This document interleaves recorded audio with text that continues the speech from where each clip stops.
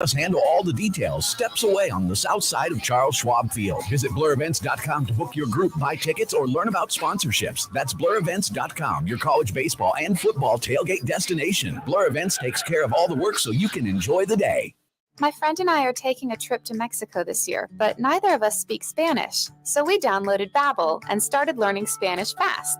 Want to start getting conversational in another language in as little as 3 weeks? Babbel's quick 10-minute lessons were designed by language experts to be the most efficient and effective way to learn a new language. ¿Cómo te llamas? ¿Cómo te llamas? ¿De dónde eres? ¿De dónde eres? Babbel's interactive lessons are created by real language teachers and voiced by real native speakers using a modern conversation-based method. So in no time, you can start speaking confidently about real-life topics in another language. Nosotras vamos a México en 2 días y ahora hablamos español. Gracias, Babbel. Sí, muchas gracias. Babbel, language for life. Celebrating 10 million subscriptions sold. Now try Babbel for free at babbel.com. Just go to babbel.com and start learning a new language today. That's babbel.com. BABBEL.com. What's with all the Nebraska lottery scratch tickets? We're going to a baseball game.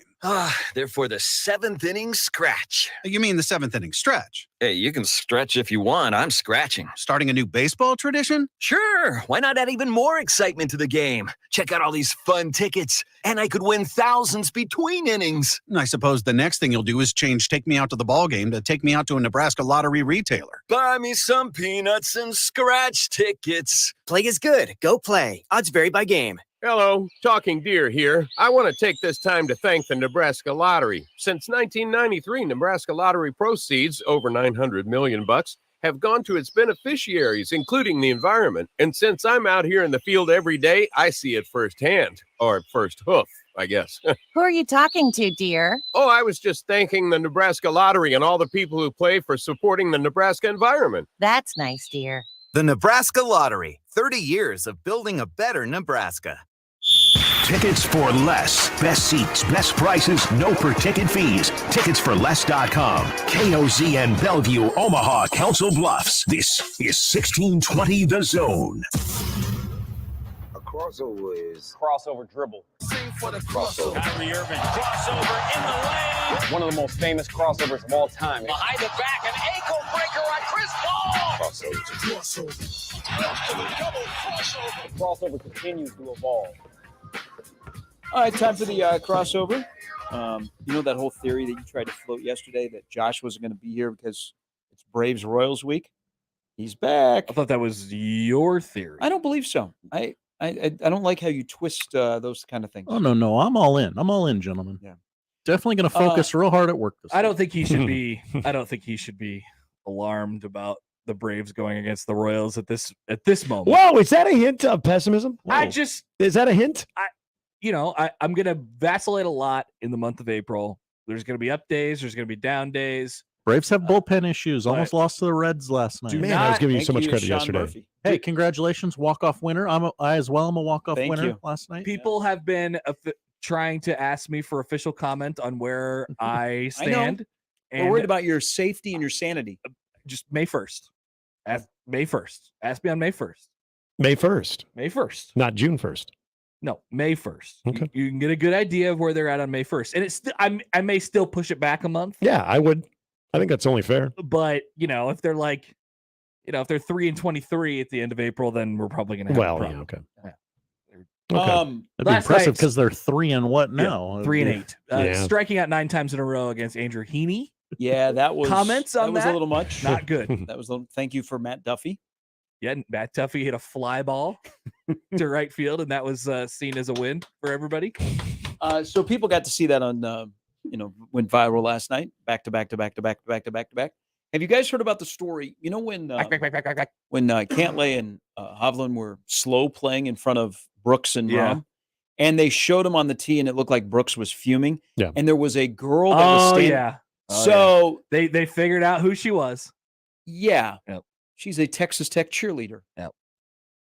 Like she was all over TikTok of people like, I've got to know her name. So this is the thing. Anytime anybody sees a hot girl on TV now, who is that? They have to. They dox her. They dox her. They find her immediately. And look, 48 hours later, they found her.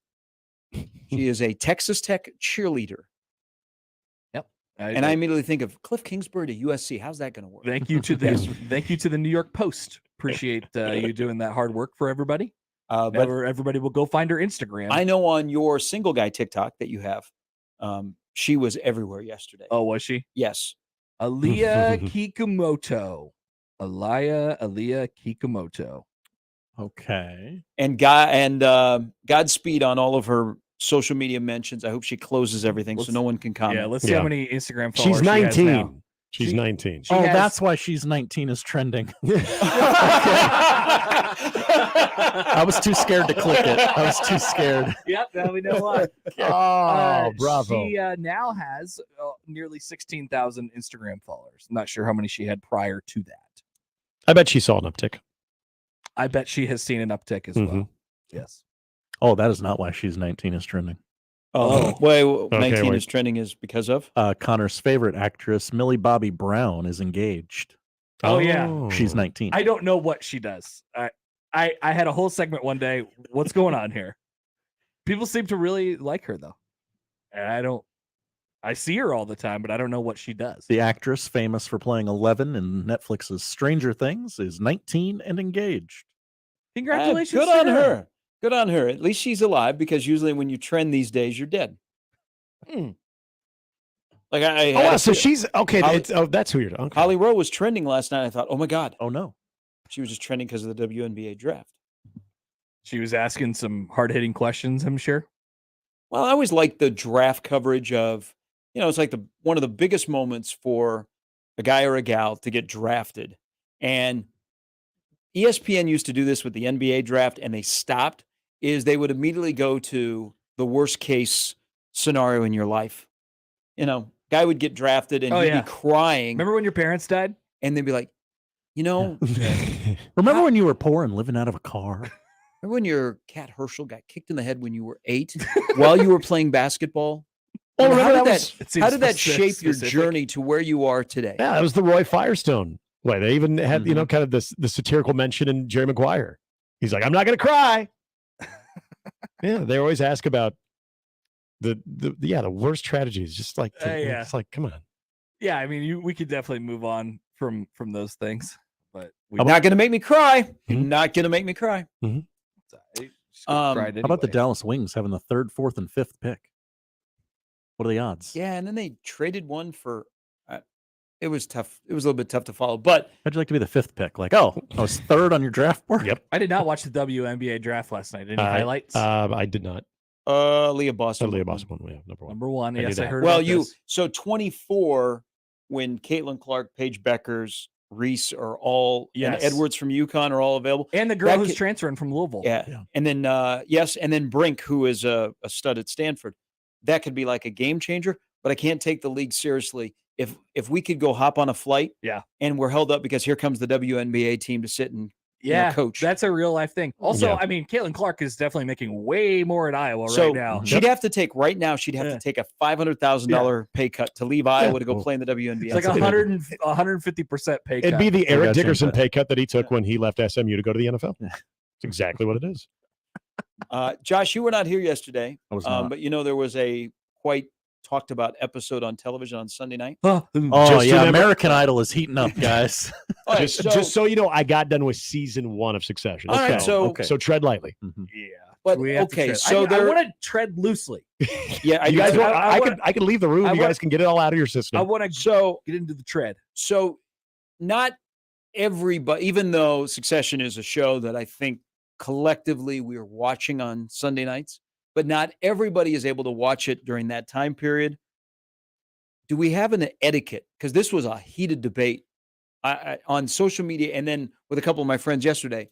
And I said, I'll ask this on the crossover. I think is there a etiquette for television spoilers in this country? It is dependent on the situation. It is, if something happened in the episode, like something that happened on Sunday night, then you got to stay away. I mean, that's like a week at least. I think we all collectively as a society have that one show. Like there's always one show that everybody's like, okay, this is the show that we as a society watch live, and all bets are off after that. Was that Game of Thrones before? Well, you know what's happening now is people like Nick. I mean, people are starting it now. So Yeah. you feel bad like for that too. Like I'm not gonna talk about what happened last night. But I appreciate that. because it is shocking, unexpected, and you should know this is what you're getting into. You could pull LaShawn McCoy and just remember. So yeah. So LaShawn McCoy, and this is now what I know him for. I don't know him for crapping on the Chiefs, but I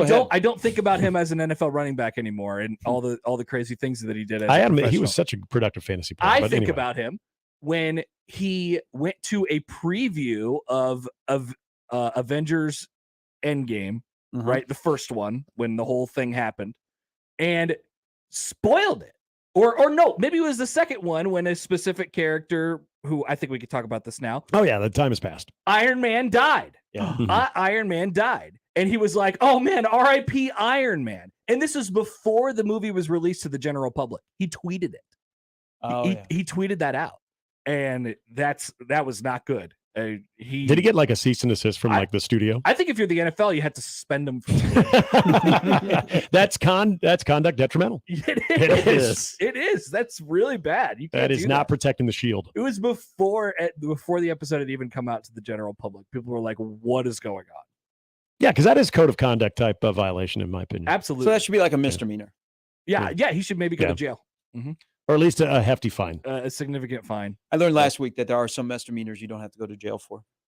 You learned that last week? Yeah. How so? Just watching the TV. Oh, okay. Who did a misdemeanor? I did, 34 of them. Some can be a felony. I learned a lot. Oh, well, I've heard that's all trumped up. So He's back to essentially, DJing at his. I know, and he was at UFC He was. 287 the other night. his- Loved him. Oh, yeah. But he likes Dana White. So there is no etiquette. Like we completely forget. People say, so here's an argument I got yesterday. Well, if you don't want to be spoiled, watch it live. Well, I couldn't watch it It's live. like some people. And then it was, well, if Not my you're problem. on Twitter, you can mute those particular words. It's at the very least that night. Like we're talking about a Sunday night show, because I saw articles that were getting tweeted out the next day that were, that pointed to it quite a bit. And and you got to carefully word your headline or. so like Nick, as a person who hasn't, and you don't know the full context because you don't know what we're talking about. I don't. But if you came Excited, across a spoiler, for what happened on Sunday Night Succession, and you are 2 seasons away from it even happening, what would be your reaction? I would be bummed. Yeah, I would be like, oh, I'm really? almost surprised that he hasn't. I'm Because surprised the he way hasn't that seen you anything guys yet. have described, like it started with like Sharpie's expression, and you guys were talking about it a little bit, not in detail, but the fact that it kind of has you both, who are viewers of a lot of TV shows that I also watch too, that had you guys both go like, oh my god, like so by your reaction, I'm really excited to get there, and we'll get there sooner rather than later. But yeah, I would based on your guys' reaction. If I saw something now, yeah, I would be let down for sure. I'd be surprised if you don't see something before then. But Oh, you will. Yeah, I would. Well, be you remember surprised. how I'm trying to use a lot of fancy footwork to avoid it. So have you noticed, like during the Olympics, when they're in another country and there's a huge time delay? Yes. Before, we could get the Olympics on so many different platforms. Like, let's say the NBC affiliate would go, if you don't want to know the results of the men's basketball game, Yeah. you're Change the going to want channel. to, change the channel or mute the channel because we'll give you 5 seconds and then we'll show the score, but we won't say it out loud. Yeah. I remember my local NBC when I was growing up, they would do that. You don't want to know the score, just mute the channel. We'll show you the score in 5 seconds. Live sports, though, I mean, because if it's going on live, somebody's there and somebody has tweeted about it, and like the tape delay doesn't exist anymore. That for live sports. Yeah. Like I don't believe people when they say, well, I'm not able to watch the Nebraska game live. I'm going to wait till I get home and I'm going to shield myself. Like, no, you're not. Someone is going to inadvertently tell you what's going on. Yeah, I try every week. I tried that when UNO has hockey Mm-hmm. and there's the night game going on. I'll kind of have the phone going onto the side. That's what I had to do now, where I could just kind of look at it. But I tried doing that once, and people, especially if they're in the Blue Line Club bar, They're reacting to different things. You can kind of see a little bit, and it's almost impossible to avoid any of like what's going on. You straight up can't do it. And honestly, like if you know the final score of the game, you don't know the story of the game. Right. You don't know you're still going to go back and watch. That's what I tell myself. But can you imagine if you were able to pull this off on a football Saturday? You don't have any obligation like to cover the game or whatever, and you didn't pay attention. You shut everything down and waited till like 10 o'clock at night to watch the game. The whole day had gone on. You had no idea if there was an upset, a big play or whatever. And then at 10 o'clock at night, you sit down and start watching the game. I couldn't even imagine. I don't know how you pull that off other than just completely disconnecting yourself from the world. You would have to be inside of your house and off of your phone. Would you be able? Would you be able to have enough discipline that you would not check? No, I don't think I would. No. As long as like you said, if you didn't have any obligations, like if you're consumed by something else, okay, fine. Yeah, there's a possibility. But if you have nothing else going on, like what are you going to be doing?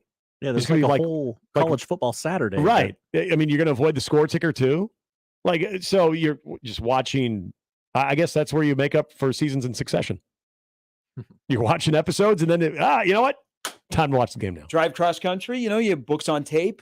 No interruptions. Thank you. Books on tape. You stop to go to the bathroom, you run in, you get out. Right. Yeah. No interaction with anybody. Just in case someone's like, "Oh my God, that game!" I will say that is definitely a moment where you are disconnected from society when you're driving for long periods of time. I agree. You could do it. Like you're pretty dark in that way. Mm-hmm. Yeah, it's a lot easier to pull that off. You've gone dark. It's easier to pull that off, especially if you're listening to you're driving, like a book or a podcast or whatever, and you're driving. You're theoretically not on your phone, right? And Should be. You're just driving. You're not listening to sports radio or anything. You're throwing a book on tape. Yep. Or I would agree with that. I think that's a good call. You could actually do it. So that's in your world of book on tape. That's what you do, Gary. If you don't want to, if you can't watch a Husker game live, just turn your watch off if you have a smartwatch. Just take a 6-hour drive somewhere and then go watch it. Because you don't need your watch on during the drive anyway, because you've got the clock right there. What else do you need your watch for in the drive? Just turn that off.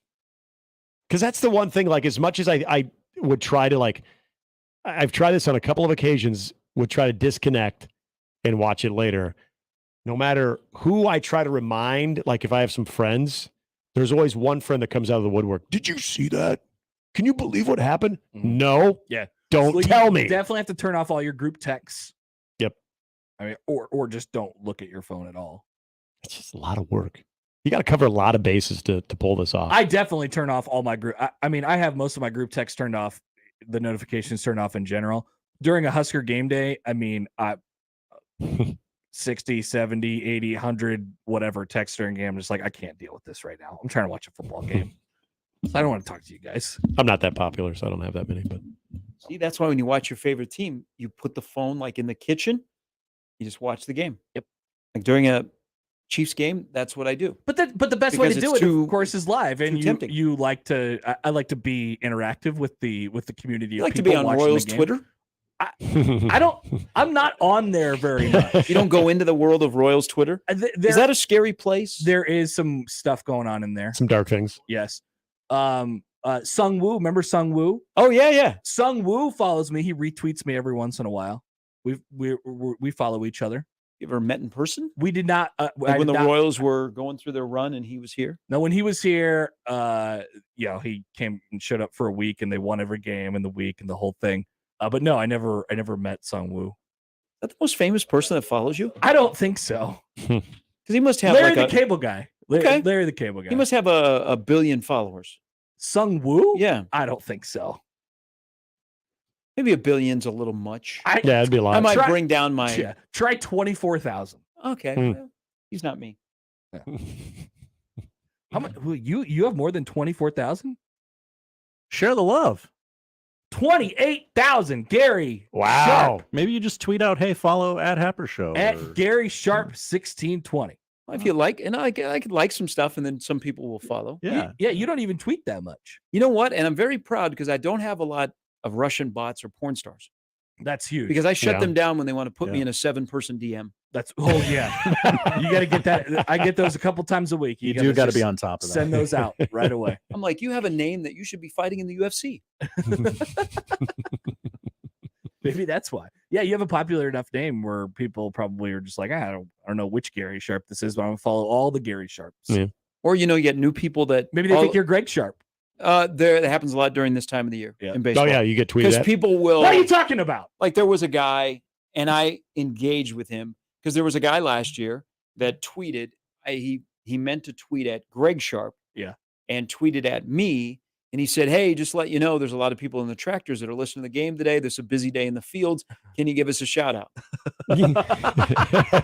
And you said yes. And I said, we'll take care of you. And then I screenshot it and I DM'd it to Greg. I said, and so you got it to the right people. Yeah. But there'll be Good for people that you. will, they want to complain about Nebraska baseball or the broadcast. They will tweet at me. That's awesome. And so, like they say, hey, it's not a very good broadcast today. I'll agree with them. I'll like it. I'll say, yeah, we got to be better next time.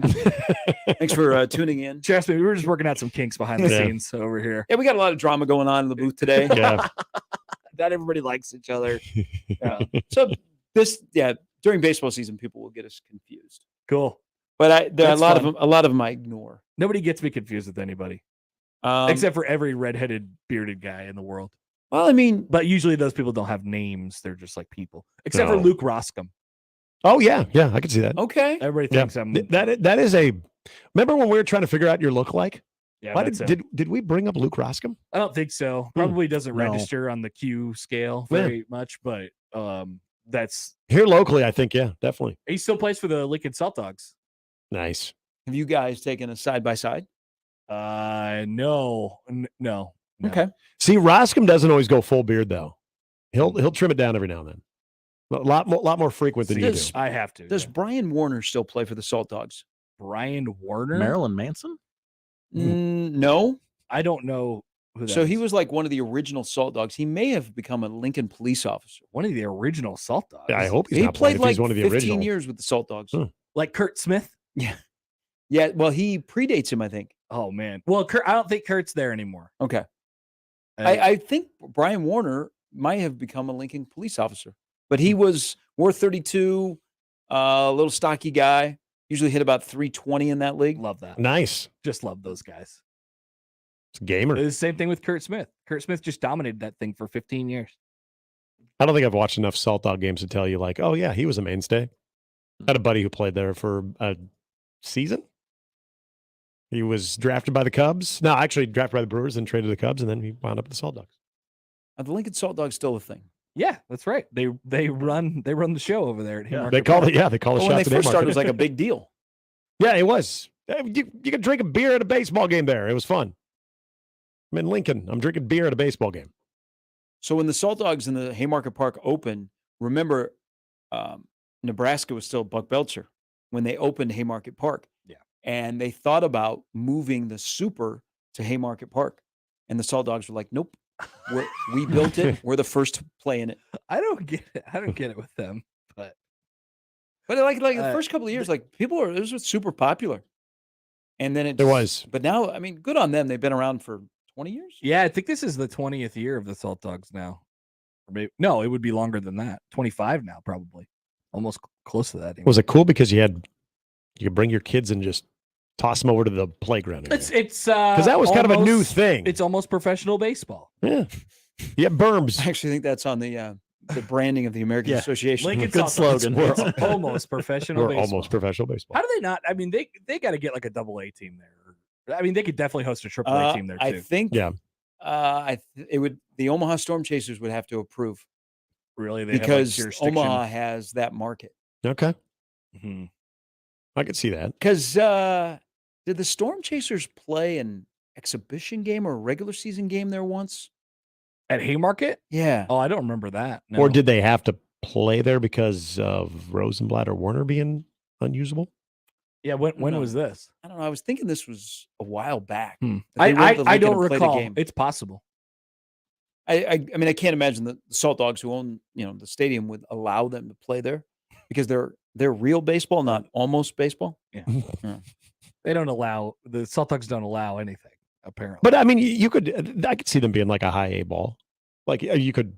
Oh, they could host any. But Lincoln could have any level of minor league professional They could. baseball. I really believe that. It's just But would it matter? Would it matter? Like, do people No. care who's playing for the Salt Dogs? I think it would be cool for a couple years. Do people care who plays for the Storm Chasers? They just know it's minor league baseball and they're going there for the experience. Sure. Yeah, I'd agree. And when That's they fair. get guys who come around. Yeah, every except once in a while. when Josh Hamilton came through. Yeah. That was fun. Manny Ramirez. Yeah. Roy Clayton Oswalt. Kershaw almost did. Yeah. Yep. He was on the Watching 11th that. hour, got called back. Many appearances from People still showed Salvador up that Perez night. and- Cody Bellinger before he went up to the Dodgers. Didn't that game sell out, the one that Clayton Kershaw was supposed to play in, because everybody already had their tickets bought? Really? And then they're like, well, I guess we already got him. We might as well go. I think it turned out to be That like a wasn't- nice night. That wasn't that long ago, right? No, it was like, Just it couple was years? right. I think it was either right before. Yeah, it was right before COVID. And he got scared and didn't want to face the Storm Chaser lineup. I wouldn't want to. No, he either. did not. He elected to stay in the bigs. I would not, Yeah. as a pitcher, I would not want to play in that ballpark ever. I mean, it's a launching pad. Yeah, it is. When the wind is blowing directly out, which it does about 85% of the year. Otherwise, it blows directly in, and then it's the largest ballpark on planet Earth. Yeah. But usually, it's the smallest. I mean, you can get up and go there pretty good. Just hit a pop fly, and he gone. I mean, not everybody can be Cody Decker. I mean, there was one over the weekend where I think Logan Porter hit one like straight up into the air and it just carried over it's like, oh, all right, I guess that's gone. See you later. I heard that Toledo got some cheap home runs. Toledo had a couple cheap ones. Yeah. There were some cheap ones. For sure. All right, well, you still have the Royals. Yeah, I do. They're not going anywhere. They might go Literally. downtown, but that's all. You All mean places in the they're going. division, they're not going anywhere upward? Oh, I wow, think they're got 'em. I don't know how Because you guys have American League Central and American League Central Crime over there. yeah, Yeah. but they're good. They're Eh, good. eh. The Twins Okay. are the Twins are good. Yeah. The White Sox suck, as always. Tim Anderson got hurt too. Don't know why people try to pretend like the White Sox will ever be any good. They will not. If I would love to see them if they could stay healthy. I would not love to see that. Well, as a Cleveland fan, no. But could they fulfill No. a lot of the talk? Because they're the White That's an Sox. angry no. They are the White Sox. See, this is where I think don't Royals understand. and Cleveland fans can agree. White Sox hatred. Stinky. PU. I'm with you. Brian writes in a question about avoiding. Hi, Brian. I Brian. avoided the Masters all day on Sunday while doing family Easter with both sides of the family. That you could probably do. I got home at 9:00 on Sunday night and watched without knowing anything that happened. Said it helps that the in-laws don't have a TV upstairs or care much about sports. Yeah. That would be really That's a- interesting that's- because you went in thinking, oh, Yeah. I know how this is going to go. Let me just watch for Right? confirmation. And then all you had to do is watch two holes basically, and you're like, oh, this is gonna go the other way. I got to say though, for Brian, I'm still impressed that you pulled that off. The thing that would slip up for me would be the ESPN notification that happens right when the game or right when Yep. the You basically would have to be cell phoneless. Yeah. or you all just have day. to turn off all your notifications. Turn off your cell phone. ESPN sending out could we talk about this? ESPN sending out updates for God knows what nowadays. Everything. I'm getting push notifications for anything and everything. Oh, I that could happens. tell you who the number one pick was yesterday in the WNBA draft because my push notification let me know. Anything that is on ESPN. Yes, I'm that's what get- it is. I'm getting. Check it out. It's UFC Fight Night. Yep. Like yeah, those are the ones I get all the time. Yeah. And then I know, it's breaking Saturday. I don't care. breaking. So and so beat so and so in the UFC. I'm like, I didn't even know they were fighting. Yeah. But that's cool. Thank you for letting me know. I got a push notification for the team that won on a no hit, that got no hit and scored 7 yeah. runs. The trash. You Pandas. gotta see this. Them and MLB. MLB. Yes. I've had to shut theirs off a couple times this year. Like Do you get a lot of college baseball ones now on ESPN? I don't get any college baseball. Oh, they pump their SEC stuff. Two times a week I'll get a college baseball on TV. Yep. Here's the schedule. I'm like, oh, I didn't ask for this. I had it. Tennessee's live. Usually you Tune could in now. shut. Usually you could shut specific ones off. So if it Yeah. comes in about like whatever, then you can I shut it have off. before. Like for MLB, Finds you. MLB is actually the worst offender of this now. So if you turn on news, which you always want Yeah. news on, but now they have loosened the definition of news. So the definition of news is now the Rocket City Trash Pandas threw a no-hitter and gave up 7 runs at the same time, and they lost in a minor league Or the baseball. power rankings. That's news. Yeah, or power the rankings, new yeah. power rankings that have Weekly just come power out from rankings. MLB.com. Like this is not news. I'm glad we're sharing this because as I get a hit one out, then break it out, update from MLB. The Weather Channel right now is on a whole nother level with notifications. I just got one. Well, it's severe storm season. Yeah, hit one out. Yeah, then but I break don't it know. I don't know that I need to know that there's severe storms going through Mississippi. Okay, is it like And I also want Fahrenheit, not Celsius. Thank you, Weather Channel update. Inevitably, this always happens during the NBA Finals. It is raining in Maryville, and the NBA Finals gets shrunk so that they can have a weather map on there with a scroll because it is raining in Maryville, Missouri. But Josh, there's a line of storms that are west of it. Could be impacting the area with lightning. Don't care. It's the level the furthest- town. I want the NBA Finals on. You're right, Josh. But it's always the furthest corner of the map. Yep. The viewing area. It's either in the bottom right or the top right. There's always a storm going on in west central Iowa. Yeah. There's always a storm going on in like northwest Missouri. And we might feel it in Omaha because the temperature We will changes. not feel it in Omaha. It's Well, sunny we might as hell. with the temperature change. We might. It is sunny, and I'm ready to go watch the NBA Finals. And here comes the You're storm right. alert. in the You're right, corner. though. Yeah, that is a thing. Ken Shimmick, longtime weather guy at 1011. I mean, he's a likable weather guy, good dude. He tells stories of back in the day when CBS was carrying college football and they would carry Husker games, that some of the September weather related stuff, or even when you get closer to winter, they had to make executive decisions in house if they were going to how they were going to interrupt the Husker game. Yeah. Like, were they just going to wait during I would commercial love breaks? to sit in on that meeting. Or were they going to do like a split screen or whatever they had to do because their phones would go off at the station? Hell yeah, I bet People they would would. be irate. Yep. I don't care if a tornado was down my street. Where'd the game go? I have noticed, for when when the Huskers are on network TV and there is a storm going on, they will wait to cut in until the break. Yep. Now they will keep the scroll on the bottom, but if they feel like it's a necessity where they have to cut in and like tell people what's going on, they will wait until the break. So, which is crazy because they're cutting off. Can I ask a commercials. question and get some help here? So, you'll DVR some shows, and I'm a rarity. There are a couple of network shows that I watch, but like this time of the year when we have severe weather, what happens when Ranby cuts in and I don't get the program and they just rejoin it in progress? Yeah, it's just gone. Are they not going to replay it at 2 a.m. for me? You got to go to your app. Yeah. Yeah. By then, when I realized that they had cut in and taken 20 minutes out of my show, I got to pay. That's probably true. Yeah. I may just call KTV and go, can I come to your place and watch the last 20 minutes of my show that you cut into? Your SOL. They should do an alternate channel just for that.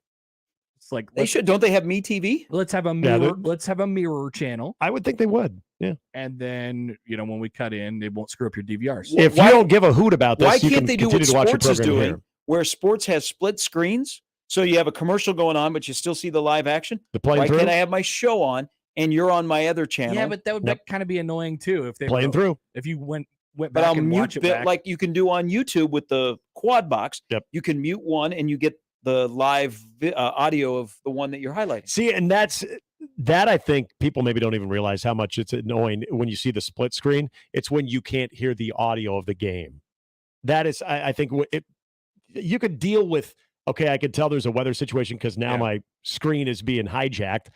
But when you still have a little bit of the small screen of the game going on and you can't hear the audio, that I think pisses people off. I don't care what the weather is. The Don't mess with my YouTube game. quad box that they introduced during the NCAA basketball tournament, brilliant. Yeah, because you could choose the audio you wanted. Well, also, if choosing things, you've noticed this. I mean, we all have. On the MLB app on TV, how they've done two things. One, you can get the pregame shows. Mm-hmm. Then it's a lot easier to get either the home or away broadcast. You can join it at the beginning. And you they can have watch the it innings, live. They have the innings ticks on there. Yep, and the you can innings ticks also are huge. you can also resume where you left it off. Yeah. Mm-hmm. Oh, I love it. Yeah, the archive games, like all. Well, the, and you get the the minor. game- If your team that you select, you get their minor league games as well. I will go back sometimes and watch like the six. If I miss a game, they do a highlight package, which takes like a minute, and then they do like a extended game wrap that takes like 15 minutes. Yep. And So I the will NBA sometimes watch the that NBA too. first started that with a condensed game, and they would give you like 20 minutes. Yeah, and it was fantastic. And then Major League Baseball picked it up a few years ago, and it's great. Like if you can't watch the game the night before, you get into the office and you got 20 minutes, you can watch your whole game. Well, that's what I like about YouTube TV with I wish they do that with what they're doing with the NFL, because you can actually see your scoring plays. It just says, all right, if you don't want to start it from the beginning, they notate all of the, not yours, but all of the scoring plays that have taken place to where it's live. You can watch it that way. You can start it completely from scratch, or you can sort of, take a shortcut, which I've done before. I'm like, just give me the scoring plays and I'll go live. With college basketball, when you do that on YouTube, I don't know who's cutting up the plays. But they're not necessarily the best plays of the game. It doesn't tell the story of the game. I've done the catch up through key plays before. I'm like, oh, that's a nice feature. Let me do that. And then I'm like, I still don't know how we got here. You're sometimes at the mercy of like what the individual school's athletic department puts out, and that's like for Creighton's games, like they're only showing Creighton stuff. Like I want to watch the whole game. If I miss a Creighton game, I want to watch the whole Creighton game, or a condensed version of the Creighton game, but they're not showing when the other team scores. It's just like, oh, I guess it's 85-83 now instead of 85-79. Now, the NFL one is pretty decent on YouTube TV, but you're right. Like if you missed a good chunk of it, you're probably not going to get the proper context of everything. But if say like it's a noon kickoff, you get down there like to watch the game at like 12:30, and probably not that much has happened, but you don't want to have to start it over, but you just want to get up to date. Like it's definitely usable. I think it's a very useful thing. We'll let you get into your show, but you're going to see this and talk about it. Matt Rule's plan for the spring game? Hitting quarterback. We're planning on playing a game. A game. Not practice, a game. My goal is for there to be competition. And then somebody followed up on quarterbacks. If they're live on Thursdays, you should be live in the spring game. Noise. That means no Casey Thompson. No. Call 1-800 whatever Huskers to get your tickets today. Call 1-800 Heinrich Harburg. HEI. Yep. It might be too many. That's okay. They'll take out a number for it. He's going to run wild in the spring game, and then there's going to be... Then it'll be the summer of Heinrich Harburg. Will he get the Breon Carnes Award? Are you guys ready for the summer of Heinrich Harburg? Well, I am. Okay, so will he be big Excited. enough that he will get into a preseason magazine? Oh. How many of those do we have now? Like 4? So you got Athlon. You got the Bible, Phil Steele. We have Lindy's still. Yep. Sporting News, I don't think no longer exists. Yeah, I don't think so either. So we're basically 3. We're sitting at 3. Yeah. And I only usually pay attention to Phil Steele, so that's but he does regional covers and like a national. Whatever happened to Sport magazine? Sport? There was just Sport. Yeah, it was Sports magazine. Never heard of that. It was right around the time of Sports Illustrated when they were huge. Yeah, there was Sport magazine. I don't know. I don't think you're going to find the Great previews. Gatsby. Lindy should be out. Old Spall. Lindy should be out here pretty soon. Yeah, we look at like beginning of May for that. Yep. And then Phil I'll know Steele because then I'll take my summer vacation and I'll go to get on an airplane and I'll stop by the newsstand and get it for $16. Wait for the transfer portal period to close down. That's why Phil Steele pushed his back. It's like July 4th now. And it killed our College World Series coverage on the Zone. Yeah. Because I mean, where are we gonna be able to talk about all 130 Division I teams I know. and go day by day? Yeah, that's perfect. It's so perfect for the in-between College World Series shows. Hey, I know earlier in today, these guys were talking about Ohio. Let's start breaking down Western Michigan. Yeah. What do you think about these guys? What do you think about the Broncos this year? Going off a good year. Mustache Adam says, "Move over, hot girl summer. Here comes hot Heine summer." No. Yep, that's what we're calling it. It's official. Thank you, Mustache. Way to go, Mustache Adam. I'm not ready for that. Get ready. Spring game. He's running for 155. I just remember how everybody's excited about Breon Carnes leaving the stadium in the spring game. Oh, yeah. Man, that guy's good. Quick Breon Carnes story because you brought this up. This is funny. So, he did pretty well against Nebraska's defense. Mm-hmm. And so Sipple told me the story. So this is where my source is. Wow. Sipple wrote, outing your sources. So Sipple wrote about Breon Carnes, like raved about him. Mm-hmm. Like, okay, now the guy from Manatee is finally starting to follow through on what you thought when you recruited him. Sipple said his phone went off at 7:15 on Sunday morning. Who do you think was on the other line? That had read his column praising Breon Carnes. Tommy Frazier. Bo Pelini. Carl Pelini. Oh. And he said that he swore up and down, and he called Sip an MFer because Sip, all you have to do is look, we weren't even playing real defense. Sip said it was about a 7-minute rant. And then he goes, how you doing? That was so simple and How you doing? and the Pelini's relationship. Like they would like physically fight each other sometimes. Well, and then they'd just be like, "Yeah, how you doing today? How's it going?" So good. Bo once called Sip when the Journal Star was downtown. How's your mother? He said, I'm coming over. He said, get to my office right now. And Sip was like, what? He goes, I'm going to beat you up. We're gonna fight. Yeah, I'm gonna going to beat you up. He told him that. He goes, get in my office now. And then he went. It's like, all right, well, okay. Let's have ourselves a Donnybrook here. Just perfect. I mean, we can never have that now. When you go to the secretary, she goes, I'm here to fight. The Bo. reason for your visit? The guy in that office said, get over here because I'm about ready to take a beating. I'm here to get a no scrap. Here we go. Oh, yeah, he's expecting you. Go on in. Oh, that's what I always thought for the longest time. He's not happy. It was better to cover Nebraska football in Omaha because they couldn't walk over to the Journal Star or they couldn't call you over and say, get in here in 5 minutes. Fight you. Yeah, he said, fight you. He said, get to my office now. We're going to fight. Oh, man. You see Simple reaching into the bottom drawer to pull out the boxing gloves. Yeah. Walking down the street with boxing gloves on as he walks into the stadium. Really, he goes full mouthpiece. I and wouldn't everything. characterize it as that big of a deal. I just sort of went over there. We scrapped a little bit. That's all. Shut the door, Sip. We just sparred, really. It wasn't much. He threw me into the wall, and then I gave him an uppercut. And then we sat down and talked about the depth chart. Yeah. Exactly. Yeah, it's like brothers. You fight it out, and then all of a sudden you're back to square one. You're good. Oh, you're right. Those days are over. Yeah, they're way gone. Matt Rule's not fighting anybody. I know that.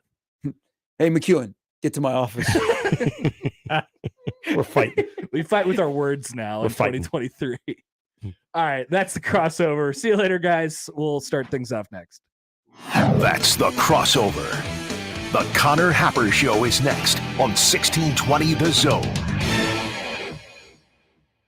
Mornings with Sharp and Handley. So people said the man bun. Yeah. Do you know that that's not what it's called this day? What is it called these days? It is called, I wrote this down, a top knot. A top knot. I did not know that. I like that better than a man bun. It has gone from the man bun to the top knot. That's how it is described. Okay. I need to transition into that because it's man bun. It's been thrown out there so many times, easy to use. Top knot. Now that's kind of fun. Yeah. Okay. Mornings with Sharp and Handley. Weekdays 6 to 10 on 1620 The Zone. Your Omaha area forecast from Canoyer Garden Center and KETV Newswatch 7 on 1620 The Zone. Warming up on Tuesday. Expect mostly sunny skies and mild temperatures to start. South wind picks up by the afternoon, gusting 20 to 25 miles per hour. That will lead to high fire danger across the area, but highs will climb into the low to mid 80s. I'm meteorologist Sean Everson from KETV Newswatch 7. Hi again, everybody. Kent Pavelka courtside getting ready for hail season with the rooferees at John Higgins Weather Guard. When hailstones fall, be sure to make the right call. Just one call to the experts at John Higgins Weather Guard to work directly with your insurance provider. With an A+ rating from the Better Business Bureau for the highest level of customer service. There are so many reasons, so many fans have used the winning team for their roof at John Higgins Weather Guard. Remember, when hailstorms fall, make the right call. The rooferees at John Higgins Weather Guard. Baseball season is here, and when you need tickets, be sure to check out my friends over at Tickets for Less. Whether you're looking to get out, see the Storm Chasers play, or want to catch a college game, ticketsforless.com is your source for the best selection of tickets with $0 per ticket fees at checkout. All you have to do is download the newly updated Tickets for Less app or head over to ticketsforless.com or call right here in Omaha, 402-398-1999 to find your seats and get extra savings when you use the promo code THEZONE at checkout today. Email us on the Equitable Bank inbox with whatever is on your mind. Zone Inbox is brought to you by Equitable Bank. We take banking personally. You can get me, Gary, at 1620thezone.com. We want to hear from you on the Equitable Bank Zone Inbox. Did you know that radon is the #1 cause of lung cancer for non-smokers and that our region has some of the highest levels in the country? Radon Defense Midwest can test and fix your home. Visit radonradio.com for an exclusive offer for 1620 The Zone listeners. That's radonradio.com. For the ones finding new ways to ensure the job always gets done. For the ones wearing many hats. For the ones who are hands-on, even from far away. And the ones keeping business moving forward. We are Grainger, offering professional-grade industrial supplies plus real-time product availability and access to experts ready to answer your toughest questions. Call, click Grainger.com, or just stop by. Grainger, for the ones who get it done. Does eating at home have you singing the blues? Stop by Cobb's at the Shadow Lake Town Center, 180th and Center, or 72nd and Jones to grab a delicious pizza, burgers, fresh salad, and some tasty charred wings. They even offer keto crusts and an extensive variety of shareable appetizers. Dine in, carry out, or delivery. Cobb's, now with 3 convenient locations to serve you. Shadow Lake Town Center, 180th and Center, and 72nd and Jones. Click cobbspizza.com to see the menu, pizza, and so much more. Oh, yeah. I'm so glad spring is finally here. Nick Handley here for my friends at DJ's Dugout. Warmer weather baseball season. Spring is awesome in the Omaha Metro. As you're going to all those kids' baseball, softball, and soccer games, stop in at a DJ's Dugout near you. You'll love DJ's family-friendly atmosphere, delicious food, and daily specials. Cheer for those kiddos and head to DJ's. In fact, bring the whole team. DJ's Dugout is locally and Vietnam veteran-owned. Dig in at the Dugout.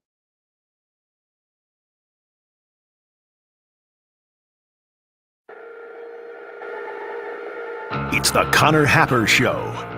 Are we sure we want to do this? Could you, make an announcement that we're ready? It's the Connor Happer Show on 1620, The Zone.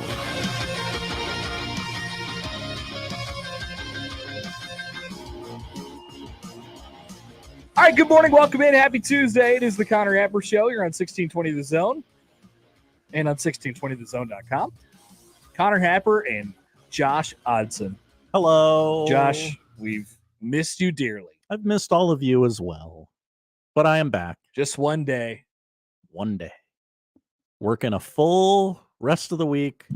Not phoning it in. Absence makes the heart grow fonder. That's right.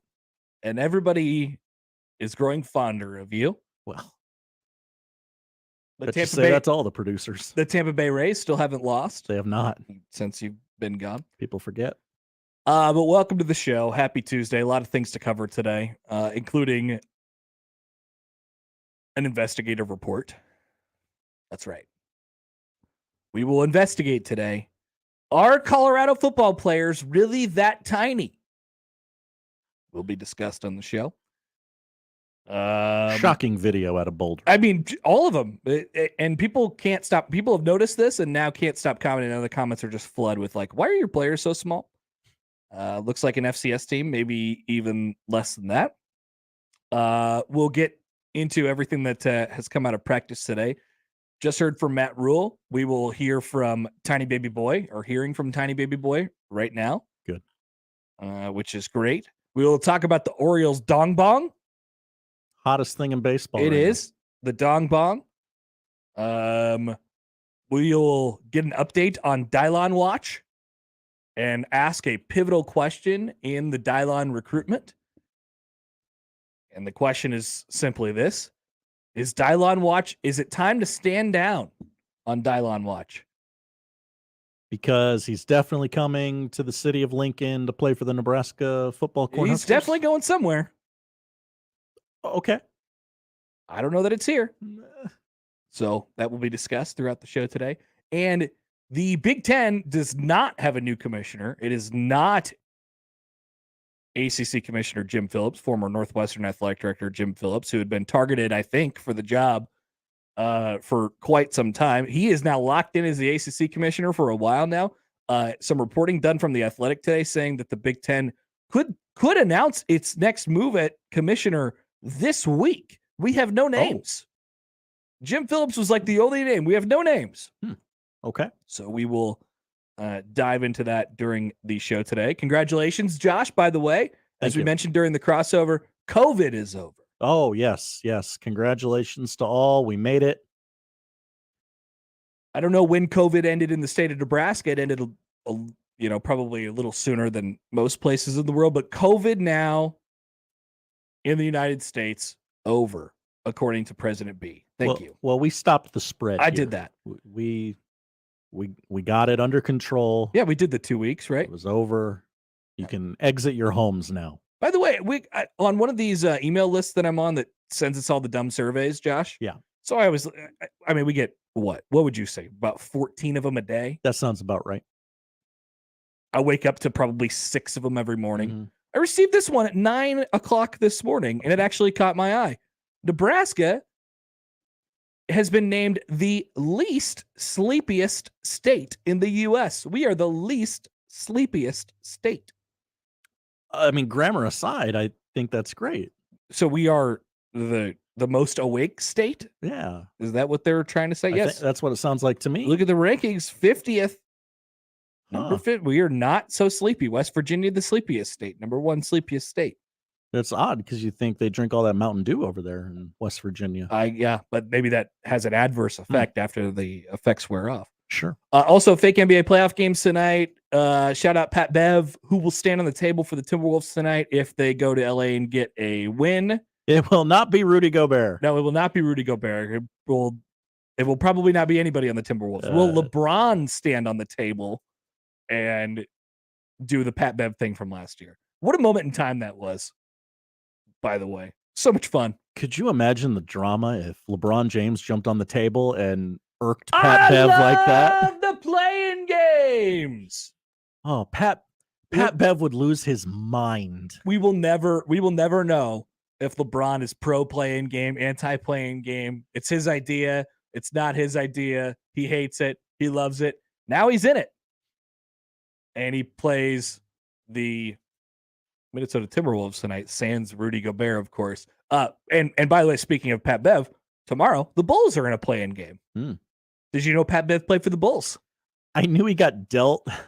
I was trying to scramble and go, where did he go? So Pat Bev could theoretically do this again tomorrow. Oh, that could be his thing. Which would be, a whole ton of fun for everybody. Yeah, it could be his thing. He plays in the play-in game every single year, and he stands on top of the table, and he's like, this is my city. And also, let's go back and make the joke that everyone was making on Twitter yesterday. COVID started and ended with Rudy Gobert putting his hands where they didn't belong. Nice. Oh, I didn't even see that. Great job. Nice, great joke, Twitter. Nice job, Twitter. You very rarely get it right. But in that case, it was pretty dang good. Yeah. All right. Cliff Kingsbury is back from Thailand. He's going to coach at USC. There's all that's not fair. All that stuff. He's just like, hey, can I have a job? Yeah, sure. Why not? Hate to sound like a whiny Nebraska fan, but that's not fair. Is this about Dylon? No, just hey, we've got like the 2 biggest quarterback gurus in the state, and we're going to turn USC into Alabama West, where we've got a rejected NFL coach roaming the sidelines on a rehab tour. On offense. Yes. On defense? I don't know. Maybe not so much. Defense isn't important. No, apparently not. USC might have to learn a little bit of that when they join the Big Ten. Sure. That's going to adjust to them, though. Yeah, well, there is that theory, too. Also, our guest today, Joel Lorenzi. We'll talk about Creighton, their activity in the transfer portal, the fallout from last week, what's next for the Blue Jays, their upcoming home and home with Alabama. The rematch in the 2000. Yeah, did you hear about this? This is what happened. I missed that. This happened yesterday. Okay. Joel was like, sources are telling me that Creighton and Alabama are going to play in home and home, and it's going to start in Omaha this year. Alabama coming to town. Well, all right. How about that? So we'll talk to Joel about that and plenty more. By the way, elsewhere Creighton-wise, they have announced the full field for the Kansas City Hall of Fame Classic the week of Thanksgiving. Are you ready for this field? Lay it on me. Creighton, Boston College, Loyola Chicago, Colorado State. A star-studded event. Okay. Who backed out? If you would like to make a trip to Kansas City the day before Thanksgiving and then watch Creighton play likely on Thanksgiving and then hoist a trophy on Thanksgiving, you could feel free to do so. Come back and watch Nebraska play Iowa on Friday. I'm really glad John Bishop is going to miss Thanksgiving with his family to call a Creighton versus a 15-18 Colorado State team. Nice. Yeah. Thanksgiving in Kansas City this year. Oklahoma Joe's for everybody. Joel will join at noon. Ellie will join at 1, fresh off of Nebraska practice, which is wrapping up now. Coaches are talking. We'll have a little bit of those quotes leaking out throughout the show. And that's the lineup powered by the Rooferees at John Higgins Weather Guard. If you'd like to get in touch, we would encourage you to do so at Happer Show, at Connor Happer on the JTech Construction Zone Twitter feed. Connor at 1620thezone.com in the Equitable Bank inbox. You can comment on our YouTube stream. We got to get it. Somebody's got to get in there, throw out a take. Maybe Josh is the conversation. So just gets in there and throws out a take and just see if anybody wants to respond to it. Oh, okay. Just because would love to. I love the days when there's a whole separate thing going on in the YouTube chat, and that's not about the show. We can just check in every once in a while, see how things are going over there. So we have that on the show today. Don't worry. In just a few short days, less than 2 weeks, we'll be kicking off hot, Heiny summer. I'm mad I didn't think of it. I put my golf clubs back in my car yesterday, and then I went out and hit golf balls. I have used my sprinklers 2 times in the last 2 days. Oh, wow. Yeah, I put out some water this morning. My grass is looking a lot browner than my neighbor's. It's bothering me. One of my neighbors mowed this weekend, so I said, "Hey, honey, I gotta get out there." It's not time to mow yet, and that's what I thought. It doesn't need it yet. You know, you gotta. It's competition. Yeah, I get it. Yeah, I get it. You gotta equal it. All right, that's the show today. We will come back and sort of start things off next. We'll start things off with an investigative report. Are Colorado football players really that tiny? Next on 1620 The Zone. The Connor Happer Show. Follow us on Twitter @Happer Show for all the latest news and views. We may even say something interesting once in a while. Unlikely. Really, guys? Omaha's most listened to all sports radio station. Again and again and again. 1620 The Zone.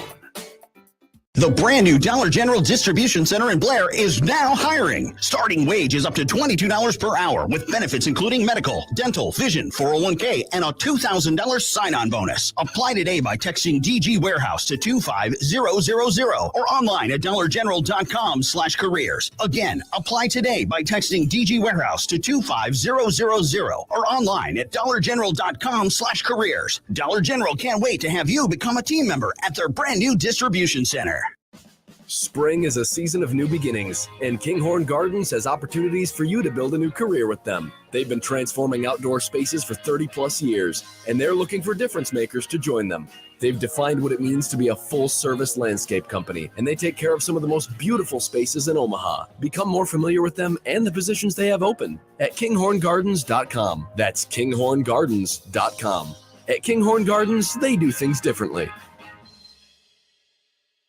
My friend and I are taking a trip to Mexico this year, but neither of us speak Spanish. So we downloaded Babbel and started learning Spanish fast. Want to start getting conversational in another language in as little as 3 weeks? Babbel's quick 10-minute lessons were designed by language experts to be the most efficient and effective way to learn a new language. ¿Cómo te llamas? ¿Cómo te llamas? ¿De dónde eres? ¿De dónde eres?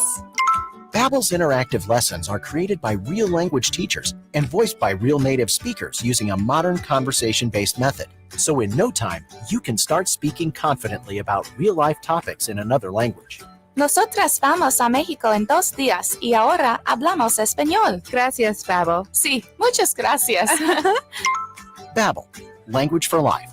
Celebrating 10 million subscriptions sold. Now try Babbel for free at Babbel.com. Just go to Babbel.com and start learning a new language today. That's Babbel.com. Babbel.com. Attention sales professionals. NRG Media is looking for an accomplished business-to-business salesperson who wants to take their success and skills to a new level. Is this you? Our account executives work with local businesses to create marketing plans to help them get more customers. On air, digital, on-site, audio, video, it's all part of what you can sell. A sales career with NRG lets you make a real difference. Get more info and apply online at nrgmedia.com. NRG Media is an equal opportunity employer.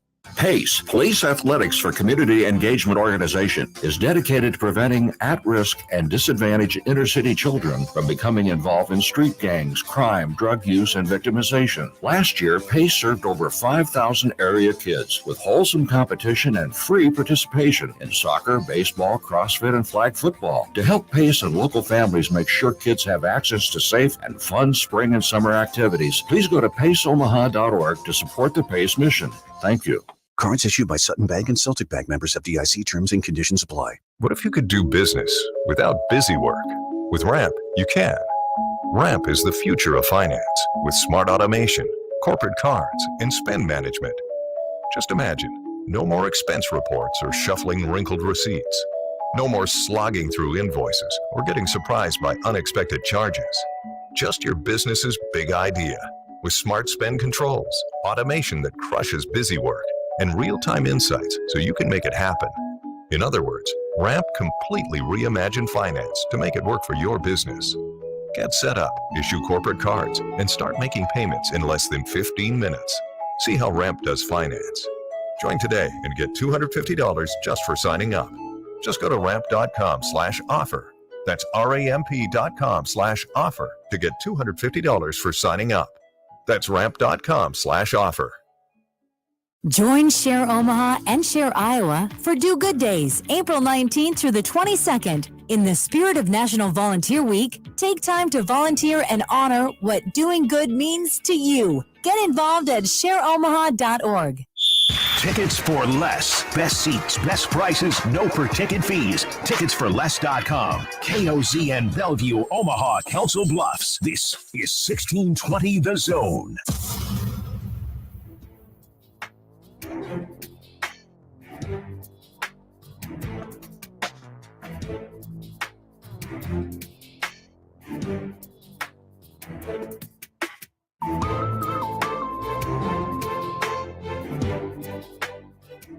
All right, welcome back to the Connor Amper Show on 1620 The Zone, 1620thezone.com. Happy spring officially before we go back to winter, you know.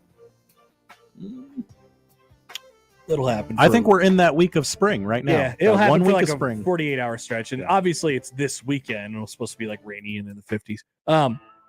So Josh did a great thing, and then he went on our YouTube page and just left a comment out there.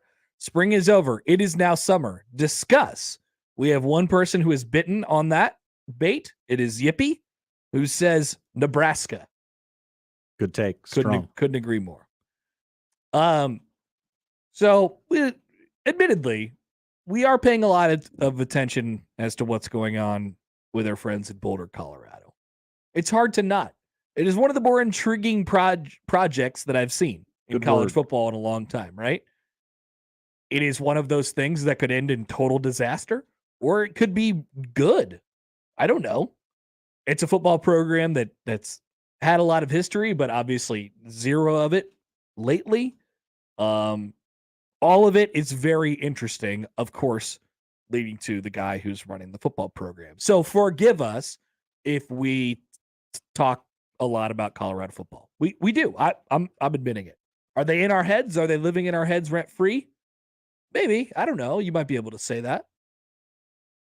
Are we living in their heads rent free? Yes, forever. Forever and ever and ever. Forever and ever and ever. That's not going anywhere. At least for the people who experienced when Colorado was halfway decent. So we do talk a little bit about what's going on with Colorado, and they put out social media videos quite a bit. They have some look-ins to their program, and if you'll notice, the look-ins to their program, the look-ins to Nebraska's program under Matt Rule, they are a little bit different. So, by the way, before we get to the tweet that we're going to talk about, or the thing that we're going to talk about, Coach Prime has met Ralphie the Buffalo. Yeah, we played the video a while back. No. That was just Coach Prime saying he wanted to meet the Buffalo and meeting the Buffalo's handler. Remember? Ralphie has 8 toes. Yes. One of my favorite pieces of audio this year. As of yesterday, Coach Prime and Ralphie have met face to face. Oh, okay. Yes. How'd it go? There is a video. Coach Prime seems happy. And that's all I can report at this time. Also, very quickly, scandal involving Deion Sanders. The boys on the bus, they're going to be there this week. Oh, yeah. And they're like, hey, we tried to get Deion Sanders. It failed. And Coach Prime saw the tweet and responded, hey, you don't have to go through anybody to get me. Just like he does to his recruits. You know how to find me. You know how to find me. I ain't hard to find.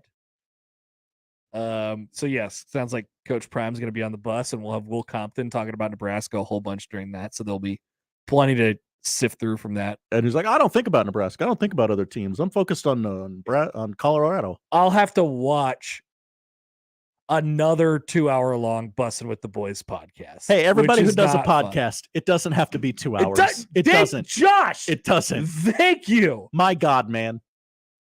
What a take. And I understand a third of that 2 hours is you reading stamps.com commercials, and that's great. Get your money. But these podcasts are too long. Get over yourselves. It doesn't need to be that long. You could cover what you're going to cover in an hour. You could go deep on a topic in 1 hour. And then there's 45 minutes of, what's going on with your life. How are you doing today? If you're pushing out so much content that I have to turn the speed of the podcast up, you're doing it wrong. We say that as people who have 4-hour radio shows every day, but we divide them into segments, into little bites you can pick and choose. Like, topic I like that topic. This is a good topic. This is a bad. Anyway, that's how you do it. Welcome to the real world podcasters. But wow, high horse much. They put out a video yesterday of Deion's son, Shedeur Sanders, and Travis Hunter. They're practicing. By the way, you look at Colorado's football roster on cubuffs.com, and there is only 3 guys, I believe, with numbers that have numbers attached. The rest of them don't have numbers. Travis Hunter is one of the guys with numbers. He is number 12. So in this video, you'll see Shedeur Sanders throwing, it's just basically a 9 route, just a deep ball to Travis Hunter. And he has burned a little tiny white guy. By the time he catches the ball, 30, 40 yards downfield, he's like 7 yards away from him, the guy who is supposed to be guarding him. Long way. It's not a very difficult pass to make. It's not a contested catch by any means. But people have started to notice in these practice videos that Colorado has put out that their players look very small. This has been a trend that has been growing. We have even talked about this. Look at the comments to this video. I'll just read you a couple. This is peak embarrassment. DB got to be a walk-on. LMFAO. The cornerback's white, respectfully. No way y'all posted this. Take it easy on Rudy. This team looks small. Colorado's about to take the Pee Wee League title. Wow, going against elite DBs, not a good look. Those are just like the first 7 I saw. So people are starting to notice this. And so we've launched a Connor Happer Show investigative report. Connor Happer Show investigative report, : are Colorado football players really that tiny? And I will finish this project tonight and we'll have the actual stats for you tomorrow. But I will go through their entire roster. I will tell you what their average height and weight is. And then I will compare it to Nebraska's entire roster, and I'll tell you what their average height and weight is. It's not, we can't tell based on the roster who's scholarship and non-scholarship. So it makes things a little bit difficult, and some teams have more walk-ons than others and stuff like that. The initial findings, though, of this report. Mm-hmm. The answer is yes. They are tiny. Well, this is a team that is full of FCS transfers and full of freshmen, some of which are here already, some of which are not. None of them have numbers except for like 3 guys. They're all wearing the little helmet guard pad things, which I feel like makes your head really big. It does. It does make your head look big. But this is now every single time. Their players are really small. There's nothing that's just a fact. Their players they have really small players. Even the players that are going to be some of their better players, like you would assume Travis Hunter. Travis Hunter is a former 5-star recruit, number 1 player in the class who went to Jackson State.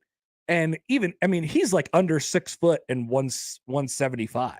He's listed as 6'1", and he looks like a giant in this video. Yeah. I have a theory.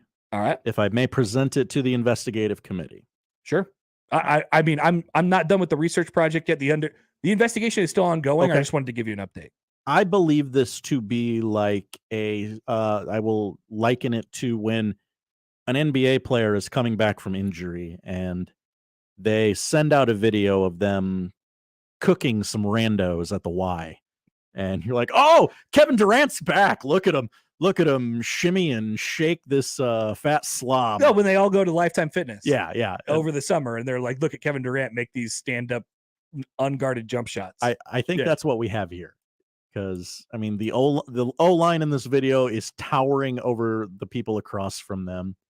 You have presumably Shadur throwing the ball. He's listed as 6'2", so not skinny, not a giant. Yeah. And then what's his name? Travis Hunter. Yeah. And there looks like a giant. I think this is the third team or something, and it's just, hey, let's make our offense look great. No. But they've done like, so yes, I can go with you on that. They just wanted to throw a 9-ball to Travis Hunter and make him catch it for a touchdown and then have a big celebration. Maybe that is the truth. And guess what? That's not like, that's normal. That's normal practice for a college football team. Sure. But they've done shots of the entire team before. And by now, through all these videos, we've seen everybody. Usually they're hyping each other up and they're getting together and all this stuff. So when they do, they will all come together for like a huddle. Mhm. And I'm not kidding you. It does look like a high school team. Oh no. Like it looks like a high school team. Well, when you kick everyone out, when you walk through the door, you're kind of scrambling to find enough guys. And Dion said last week, like, we don't have, we're not there yet. There's going to be some more change. We don't have the guys that we want yet. I mean, like, obviously. But I just, Scott Frost may have underestimated how difficult it was to go from his level of football in the Group of Five to the Big Ten. And I think he would admit that to you. They changed a lot of things, what they did after the first year in terms of roster building and how they were going to do it and how they thought they could do it. They might not have been right, but they changed a lot. They really felt like they needed to get bigger. And, maybe the Pac-12 is a place where you could do it with just speed and speed only. Not if you want to win the conference, but maybe you could get like 6 wins out of it. But they're going to figure out really quickly. I just don't know if you can account for this. Now, Dion, Coach Prime, has obviously, played at the highest level of the sport and understands what it's supposed to look like and all that. So he has that in his back pocket. But like, you don't really know what you have until you go up against some actual quality competition. So when they play TCU, and then when they play Nebraska, I don't know, man. I feel like it's going to be bad. I feel like it's going to be pretty bad. Like they might be able to do a couple things, just as far as their speed and the one guy of really top tier talent that they have, and it's Hunter, and you got to get him the ball. Is he going to play both ways, and all that stuff? It's really tough to do that at the Power 5 level. I've been trending this way for a long time, and this video may have just put over the top. They're going to suck. They're going to suck. It sure leans that way. I mean, they're gonna look bad against TCU just because I don't know if you know this. There's no preseason in the college football. There is not, calendar. Although some people are calling for it.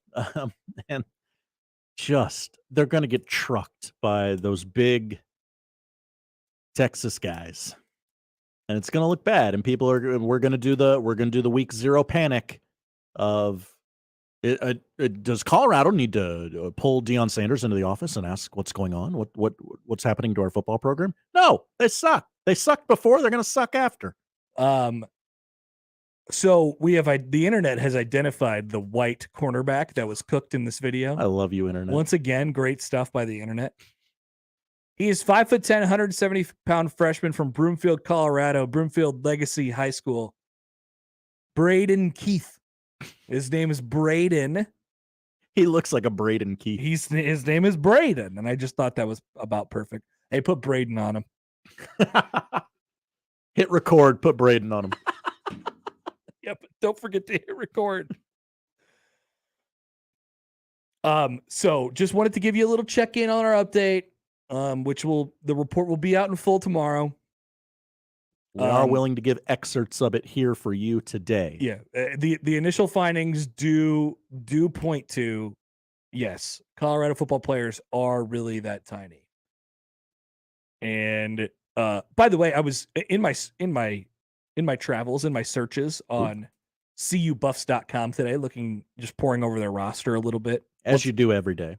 Just today, because I really wanted to get a sense. I was making a spreadsheet and wanted to get a sense of what their roster looked like. I mean, I was blown away by the fact that only 3 guys have numbers.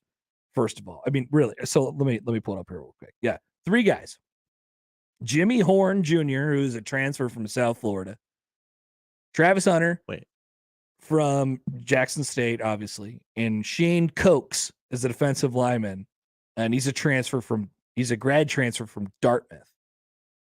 Those 3 guys have numbers assigned to them, and it reflects in the practice jerseys too. None of the other players in the roster have numbers. They don't even they have blank jerseys. They have shirts on. So that's crazy. Mm-hmm. Just think about that part of it. Then I went and looked on their page a little bit, and there was an article that came out last week from the CU Buffs page. This is from their athletic department. As DB wide receiver, Buffs Hunter could put himself in Heisman conversation. Now, you usually don't see, opinion like this on the CU Buffs website, or on the team websites. Colorado's Travis Hunter has made it clear that winning a Heisman Trophy is one of his collegiate goals. But Hunter might just be putting himself in position to attract his share of attention in that realm.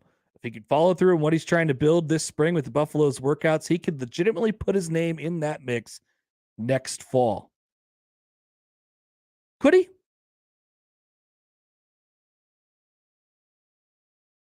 Could he? I think Travis Hunter is a really talented guy. If Colorado's 3-9, ain't nobody winning the Heisman. The way it's designed now, you do have to win some games. Yes, you for do. Sure. You do. So just wanted to point that out. That was live on the Colorado football website. Good question here from Travis on the text line. Hi, Travis. Do you think Coach Tiny Baby Boy could have covered Travis Hunter better? It's possible.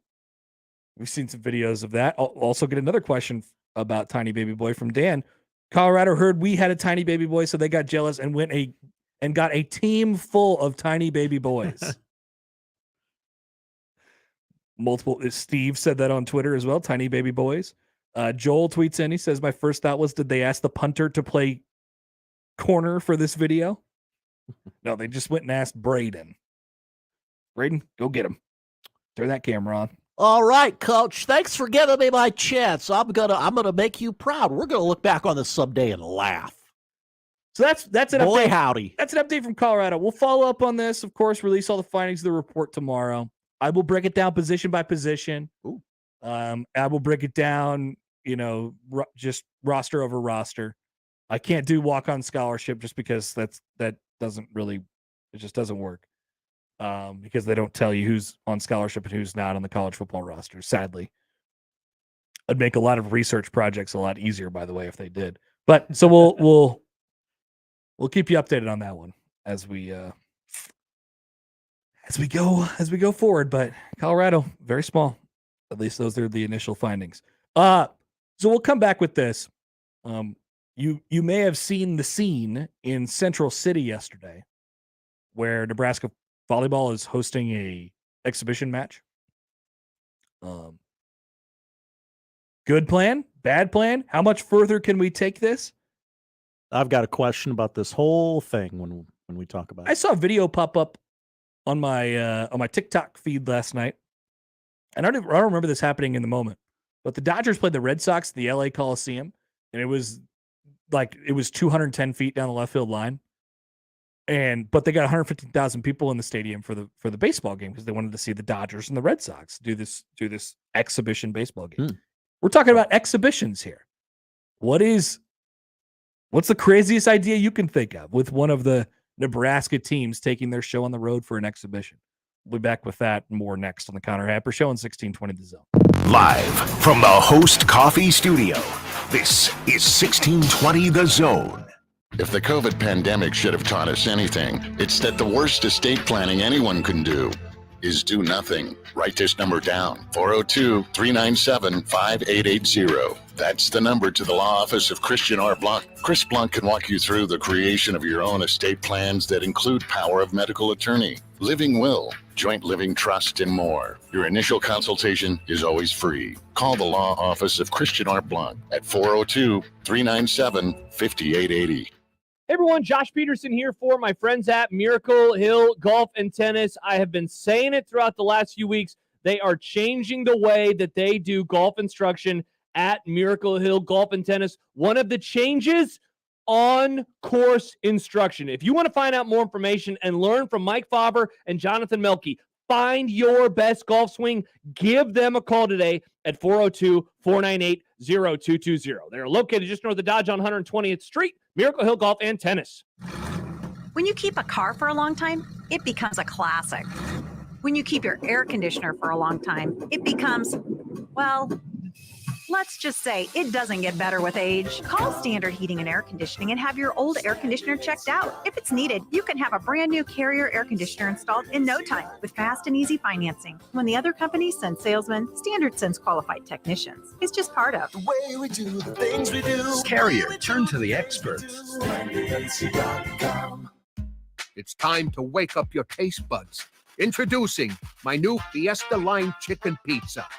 Spicy taco sauce, generous amounts of chicken, green peppers, onions, jalapenos, mounds of cheddar and mozzarella cheese, and finished with a tangy lime sprinkle. Add your favorite one-topping pizza and my sweet cinnamon monkey bread. Fiesta Feast. Now that's a fiesta for your mouth. Godfather's Pizza. Do it. When you're an innovative business, every blinking cursor, every blank page is an opportunity. What will you do with it? Will you make something better or create something new? Our Dell Technologies advisors provide you with tools and expertise to do incredible things. Because we believe there's an innovator in all of us.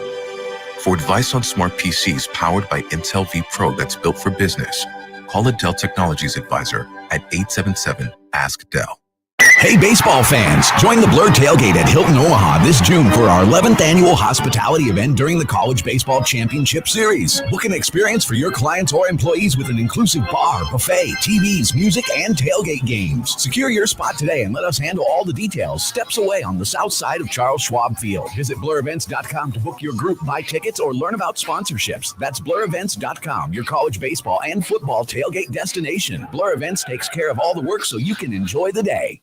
Nominations for the Serve Nebraska Step Forward Awards are now open. Volunteers are making Nebraska communities stronger every day. Help us celebrate their hard work by nominating the volunteers in your life. The Step Forward Awards are the most prestigious awards for volunteerism in the state, and honorees are hand-selected by Nebraska's governor. Learn more about the Step Forward Awards and submit a nomination by June 1st at serve.nebraska.gov. Paid for by Serve Nebraska, aired by the Nebraska Broadcasters Association and this station. Tell us how you feel on the J-Tech Construction and Solar Zone Twitter feed. Reach Gary, Nick, Connor, Josh, and John anytime on the J-Tech Construction and Solar Zone Twitter feed. Contact the official exterior and solar experts of the Huskers. J-Tech Construction at yourexteriorexperts.com.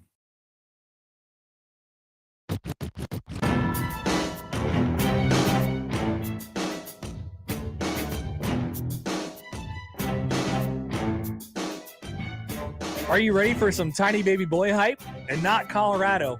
We're not talking about Colorado football. We're talking about the real OG tiny baby boy. Our tiny baby boy. Brian Christopherson tweets this out. Matt Rule on Garrett McGuire, a.k.a. Tiny Baby Boy. Quote, as he starts to churn out NFL prospects, the top recruits in the country will realize that if they play for Garrett, they're not going to get someone who's just a hype guy. They're going to get a really good coach who also cares about them off the field. That's not. We think he's going to get a bunch of NFL guys in here. No, they've been really definitive about him. Yeah. This is a wunderkind. Now, so it's interesting because they've talked often about how they understand what the narratives are. Like, so they know that people have questions about him. They know that people have questions about Tiny Baby Boy. They know they have people have questions about Dylan. Garrett? What's his name? Donovan. Oh, Donnie Raiola. Like, it's the whole family, man. I don't know. The uncle. Uncle Donnie. Hey, Unc. They know who people have questions about. Like, they know the narratives. They know what people are talking about.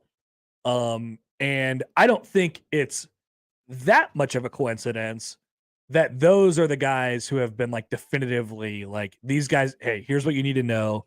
These guys are really good coaches, and I love the way they do things, and I'm so glad they're here.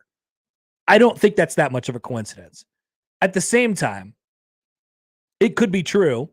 And I guess, you'll just see. But we've talked about this now multiple times, and it's basically every time someone has a quote on Garrett McGuire or Garrett McGuire talks. Tiny Baby Boy. But they really think that this guy is going to be,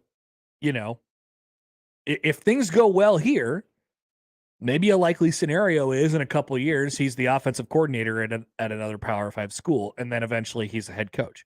I've made this comparison before. They think he's Lincoln Riley. That's what they think he is. And it's not even, well, if this breaks right and this breaks right, they're confident that is his trajectory. Yeah, they're like sure about it.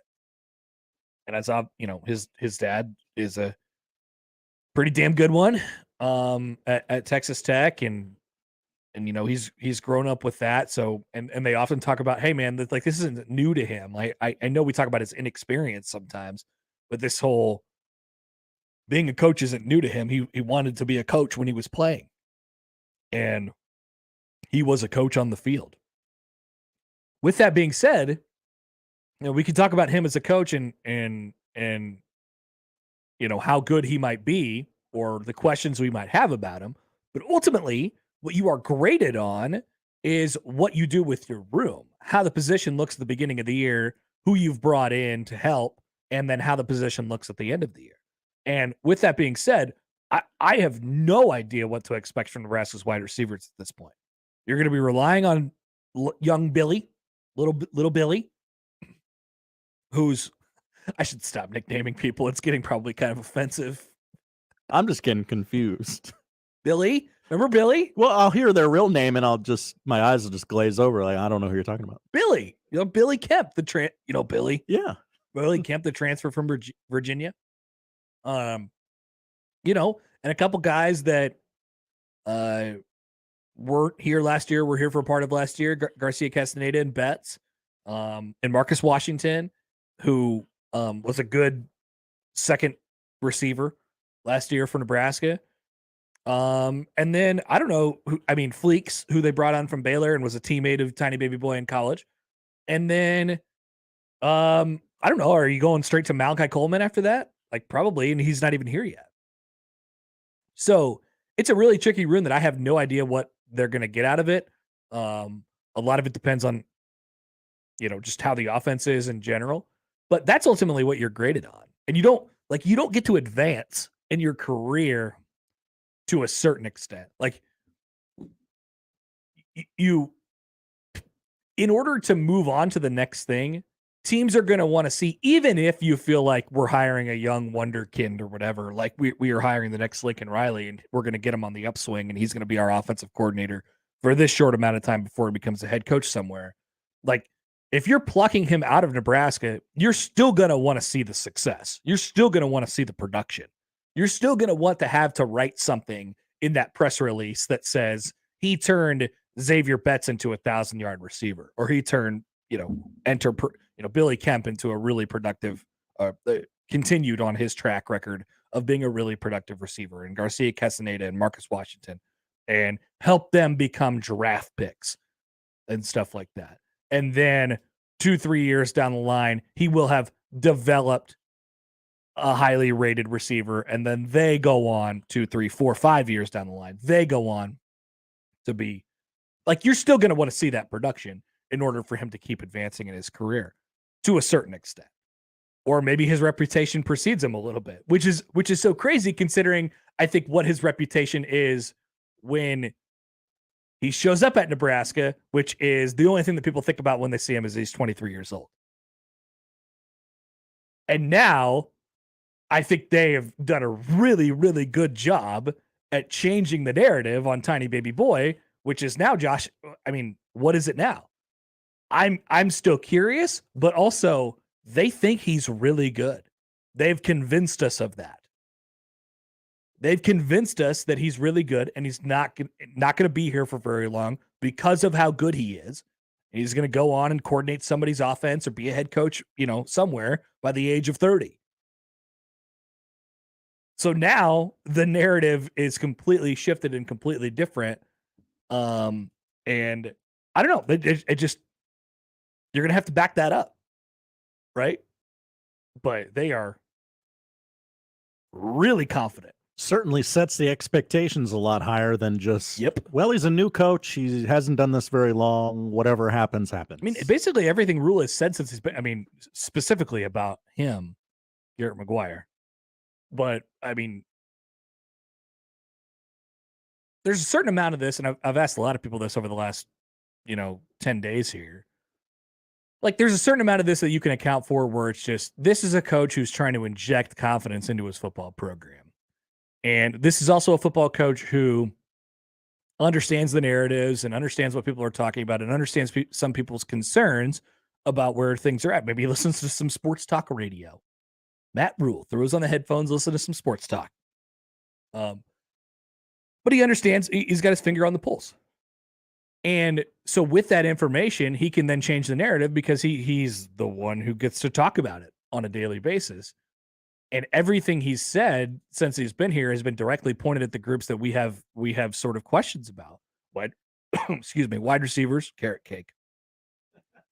Wide receivers, who's the coach? What's he going to do? Is he good? Does his youth matter? Offensive line. Donnie Raiola, much maligned guy last year. Why is he back? Why is he here? Oh, here are the reasons.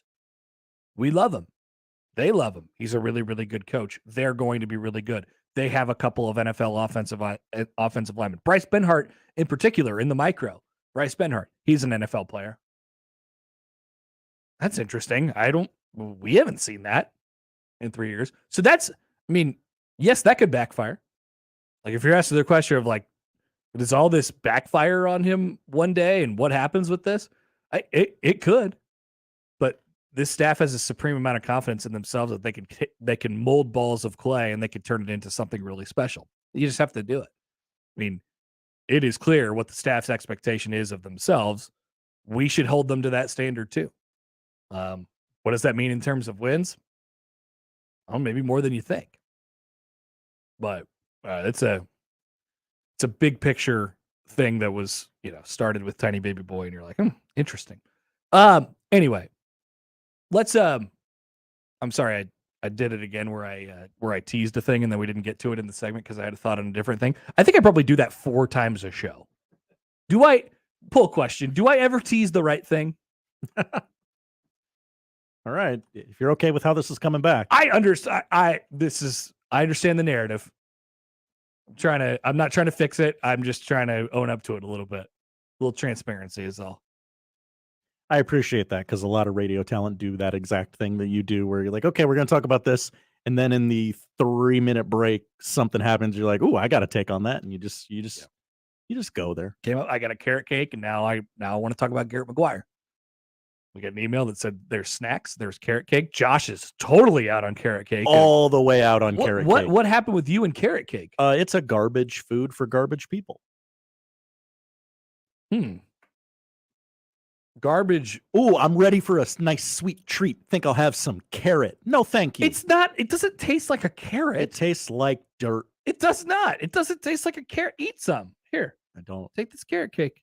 It's got nice little icing on it, frosting. Look at this. Everybody, watch our YouTube.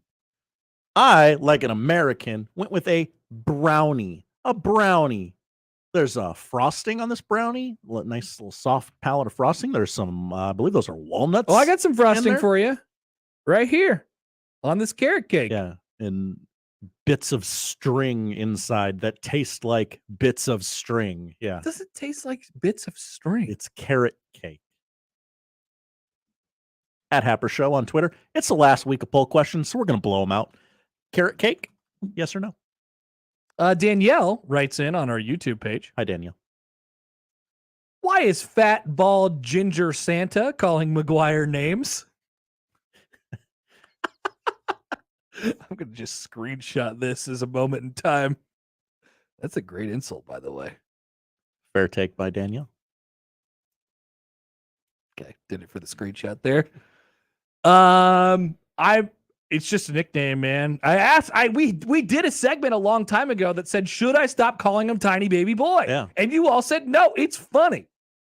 I don't do it to make fun of him. I just do it because he looks like a tiny baby boy. It's an obligation now at this point. A couple texts in on carrot cake. Aaron texts in. Hi, Aaron.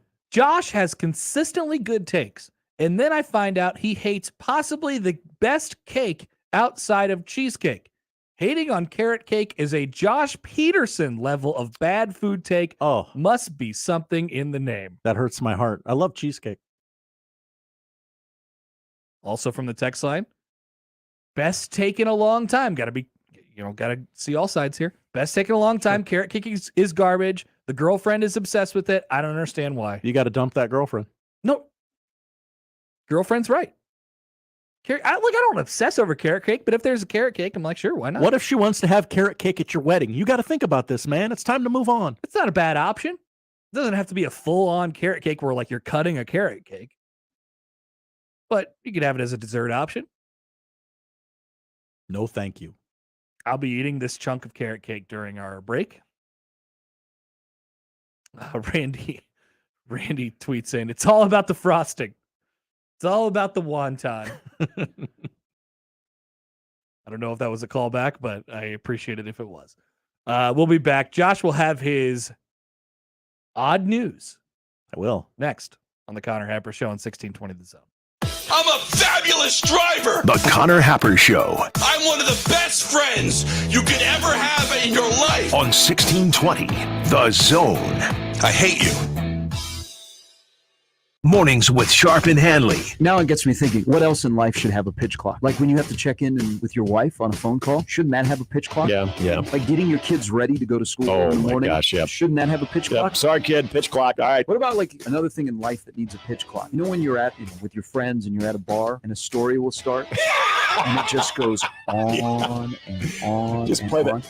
Shouldn't that have a pitch clock as well? Mornings with Sharp and Hanley. Weekdays 6 to 10. On 1620 The Zone. Your Omaha area forecast from Canoyer Garden Center and KETV Newswatch 7 on 1620 The Zone. Warming up on Tuesday. Expect mostly sunny skies and mild temperatures to start. South wind picks up by the afternoon, gusting 20 to 25 miles per hour. That will lead to high fire danger across the area, but highs will climb into the low to mid 80s. I'm meteorologist Sean Everson from KETV Newswatch 7. The Connor Happer Show returns in minutes on 1620 The Zone. At Murphy Tractor, we're committed to being your first choice when it comes to your compact and construction equipment needs. Each of our 29 locations has a diverse lineup of new, used, and rental equipment, along with a wide variety of parts inventory and experienced service technicians. Our field service capabilities will keep your machines moving and keep you on time. Let Murphy Tractor's John Deere equipment be your first choice. Give us a call at 855-246-9124 or visit us online at murphytractor.com. Creighton baseball is back on the radio this season. I'm John Bishop. Check out the complete schedule of broadcast games on 1620thezone.com and gocreighton.com. Baseball on the radio. The Creighton Blue Jays on 1180 The Zone and 1620 The Zone. For the ones finding new ways to ensure the job always gets done. For the ones wearing many hats. For the ones who are hands-on, even from far away. And the ones keeping business moving forward. We are Grainger, offering professional-grade industrial supplies, plus real-time product availability and access to experts ready to answer your toughest questions. Call, click Grainger.com, or just stop by. Grainger, for the ones who get it done. Prescriptions require an online consultation with a healthcare provider who will determine if appropriate. Restrictions apply. See website for details and important safety information. Subscription required. Price varies based on product and subscription plan. Hey guys, did you know there's a generic form of Viagra that works just the same, but is 95% cheaper? And you can get it online? Just go to 4hims.com/radio. Through Hims, you'll get a free medical consultation, discreet shipping if prescribed, a 100% online process, and trusted generic alternatives to the name brands at up to 95% off. That's right. Get generic for Viagra, the same active ingredient as brand name Viagra, but for 95% less. It's the same medication, still prescribed by a licensed medical provider, but with zero copay, no expensive appointments, and no awkward face-to-face conversations. To start your free online visit, you need to go to this exclusive address, 4hims.com/radio. That's 4hims.com/radio for your free online visit. FORHIMS.com/RADIO. PACE, Police Athletics for Community Engagement Organization, is dedicated to preventing at-risk and disadvantaged inner-city children from becoming involved in street gangs, crime, drug use, and victimization. PACE provides an opportunity to develop discipline, self-esteem, and positive moral values through wholesome competition and free participation in soccer, baseball, CrossFit, and flag football. To help PACE and local families make sure kids have access to safe and fun spring and summer activities, please go to paceomaha.org to support the PACE mission. Thank you. My, how time flies. Nick Handley here for my friends at DJ's Dugout. Did you know DJ's is celebrating its 30-year anniversary? Yep, everyone at DJ's Dugout says thank you, Omaha Metro, for your amazing support since 1993. DJ's truly loves the communities they serve, and it's an honor to serve you, friends and guests, for so many years. Here's to another 30 years. DJ's Dugout is locally and Vietnam veteran-owned. Dig in at the Dugout. Equitable Bank. We take banking personally. EquitableOnline.com. And now we've reached the point in the show where Josh Odson reads the peculiar, the bizarre, the comical, the odd news with Odd Son. Odd news, Odd Son. See what we did there? The odd news with Oddson.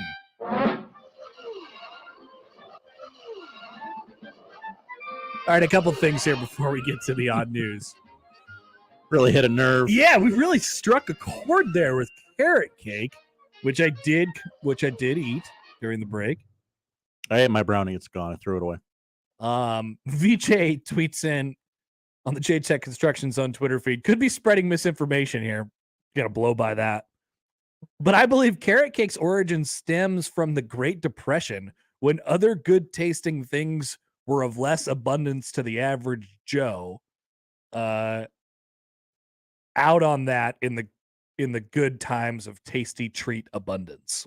So he's out on carrot cake out of principle, it seems, just because it was a thing that poor people ate during the Depression. Okay. Sounds odd. I don't think that's right, but I like that story for that being the origins of carrot cake. Eric texts this in. Hi, Eric. Carrot cake is complete trash. It's like someone thought, how can I take a delicious cake and make it something you wouldn't even feed to prisoners? He then came up with carrot cake, fruit cake, and Jell-O cake. Also, he texts in, this redeems Josh for the Little Debbie top 5 fiasco. I don't know to what you're referring. That was a perfect top 5 about the best Little Debbies. I nailed it. All right, hold on. So Severe, who I trust on all food related things, it's got a good palate. Says, yeah, I mean, he delivered those chips. People forget about those chips. Great By the way, chips. secret. Just between you and me. How many bags did you buy over the weekend? So I went on Amazon last night. Did you get a case, a pallet? So the options were you could get 12 big bags. Sure. Like, the size that we got. for $50 some. And I was like, man, but that's 12 bags of chips. I just would feel crazy ordering 12 bags of chips. But so instead I got 25 little bags. Okay. Those will be delivered to my house on Friday. God bless the internet. I will give a couple to John Bishop because he was very frustrated.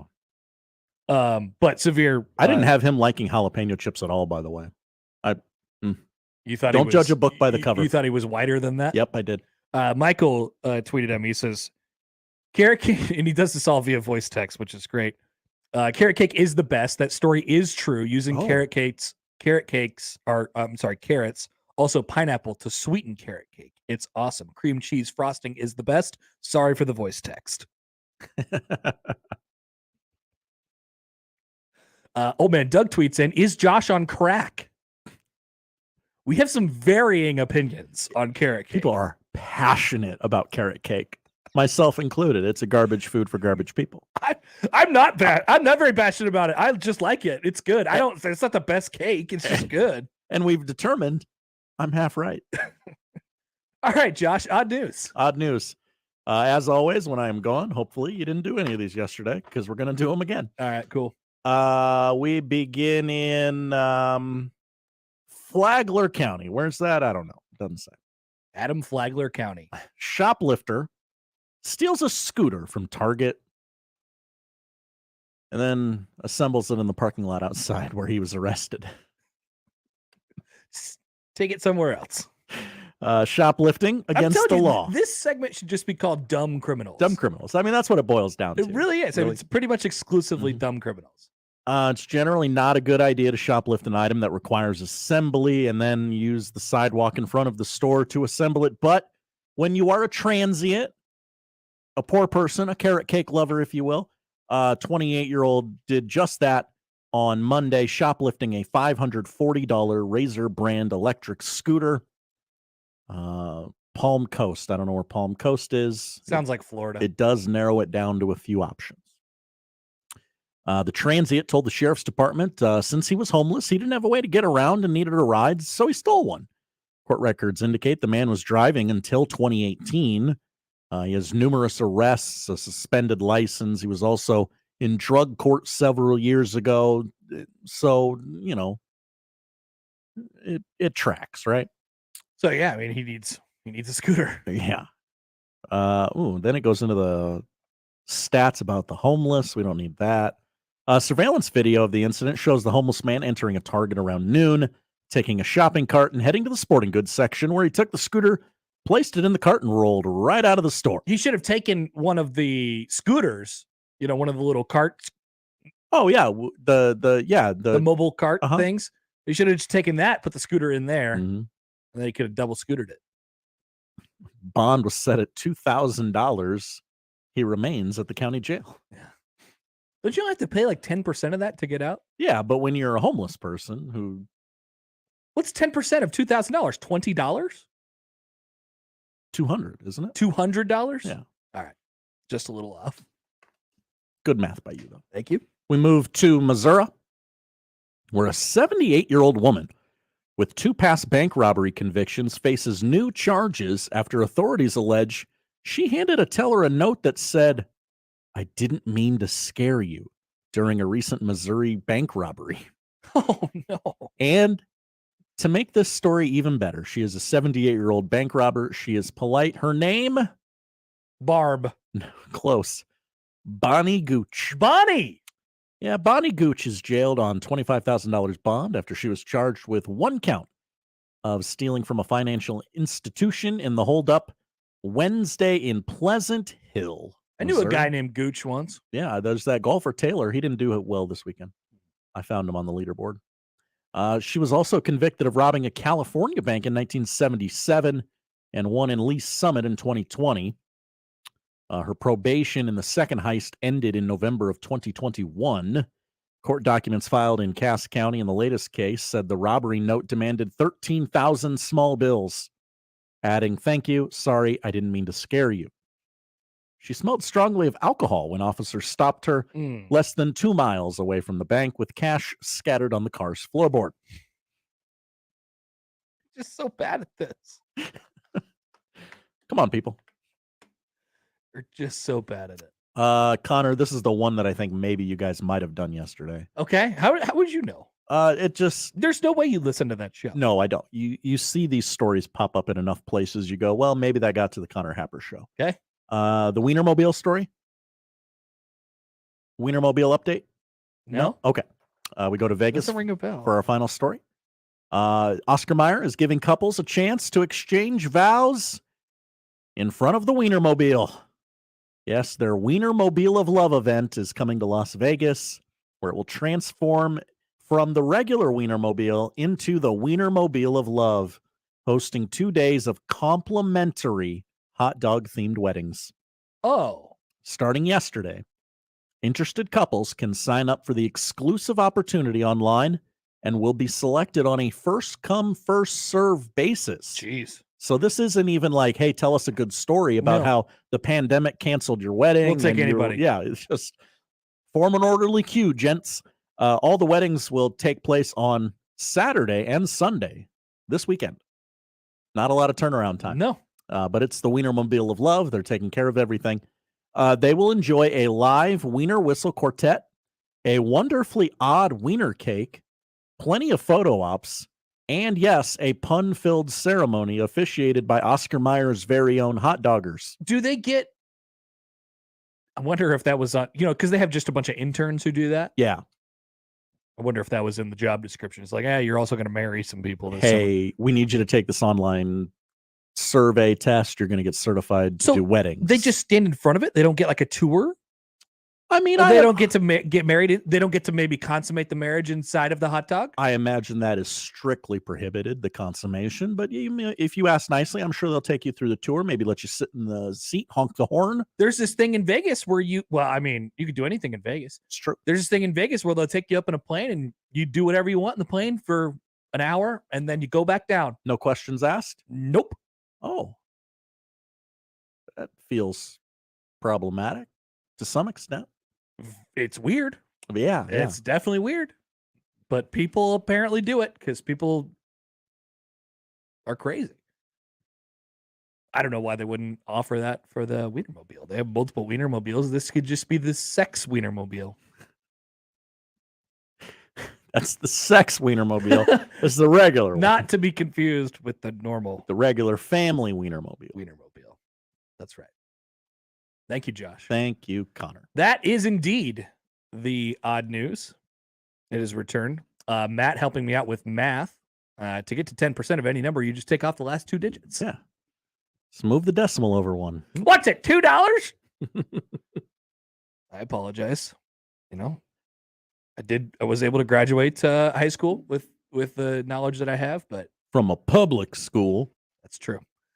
Joel Lorenzi will join. We have a lot to catch up with on the Creighton basketballing Blue Jays, including some news that sort of involves Creighton or tangentially involves them about Latrell Wrightsell, who is in the portal. He has narrowed his list down to 3. His list does not include the Blue Jays. It does include the Big Red.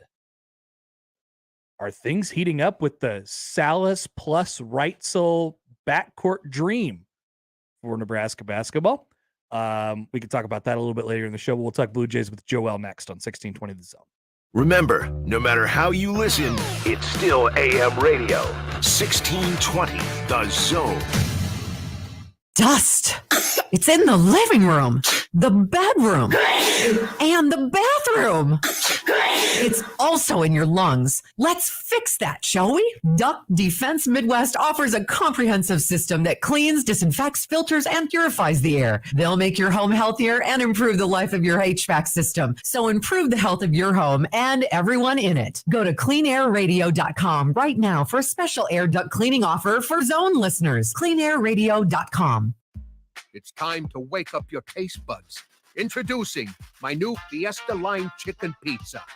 Spicy taco sauce, generous amounts of chicken, green peppers, onions, jalapenos, mounds of cheddar and mozzarella cheese, and finished with a tangy lime sprinkle. Add your favorite one-topping pizza and my sweet cinnamon monkey bread. Fiesta Feast. Now that's a fiesta for your mouth. Godfather's Pizza. Do it.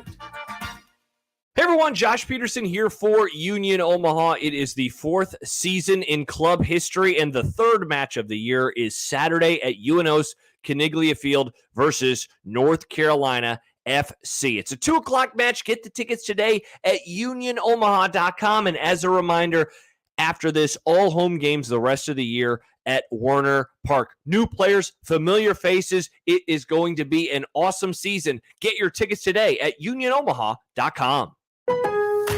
Springfest is here at Lowe's. Don't miss out on the best deals of the season.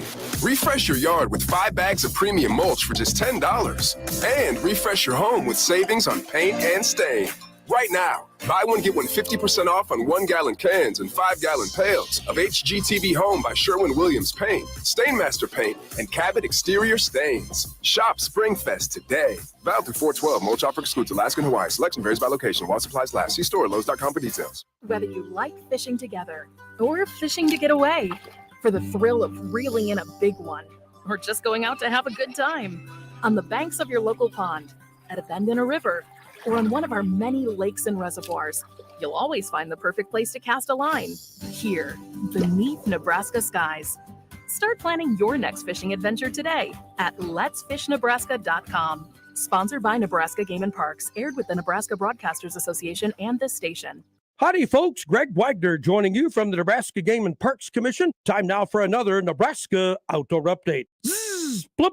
Did you know there's some fun open water fishing to be had this time of year? There is. In our cold water, northern and western Nebraska trout streams, wonderful spring-fed waters, support mainly rainbow and brown trout, and you could even work on your Trout Slam Challenge in those. Get more details at outdoornebraska.org. That's outdoornebraska.org.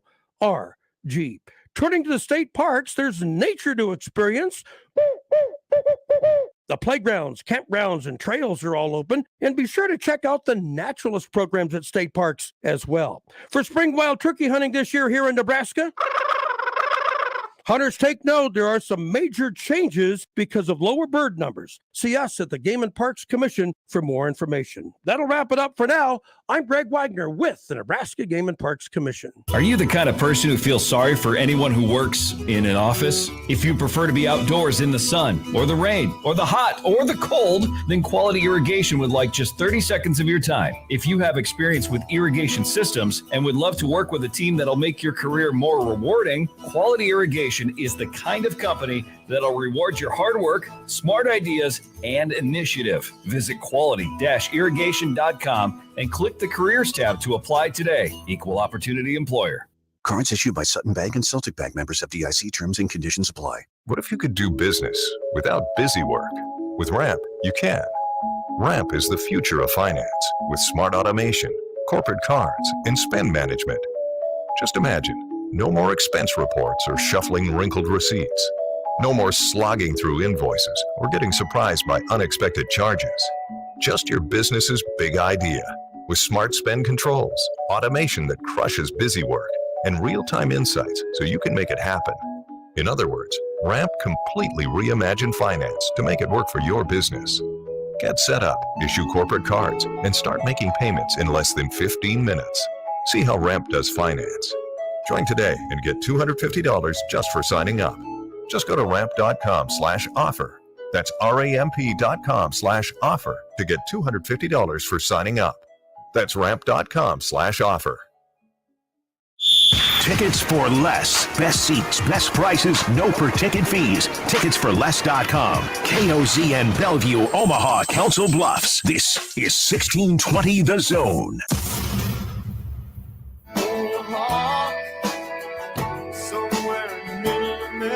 Joel Lorenzi, Omaha World Herald, on the Connor Happer Show, on 1620 The Zone.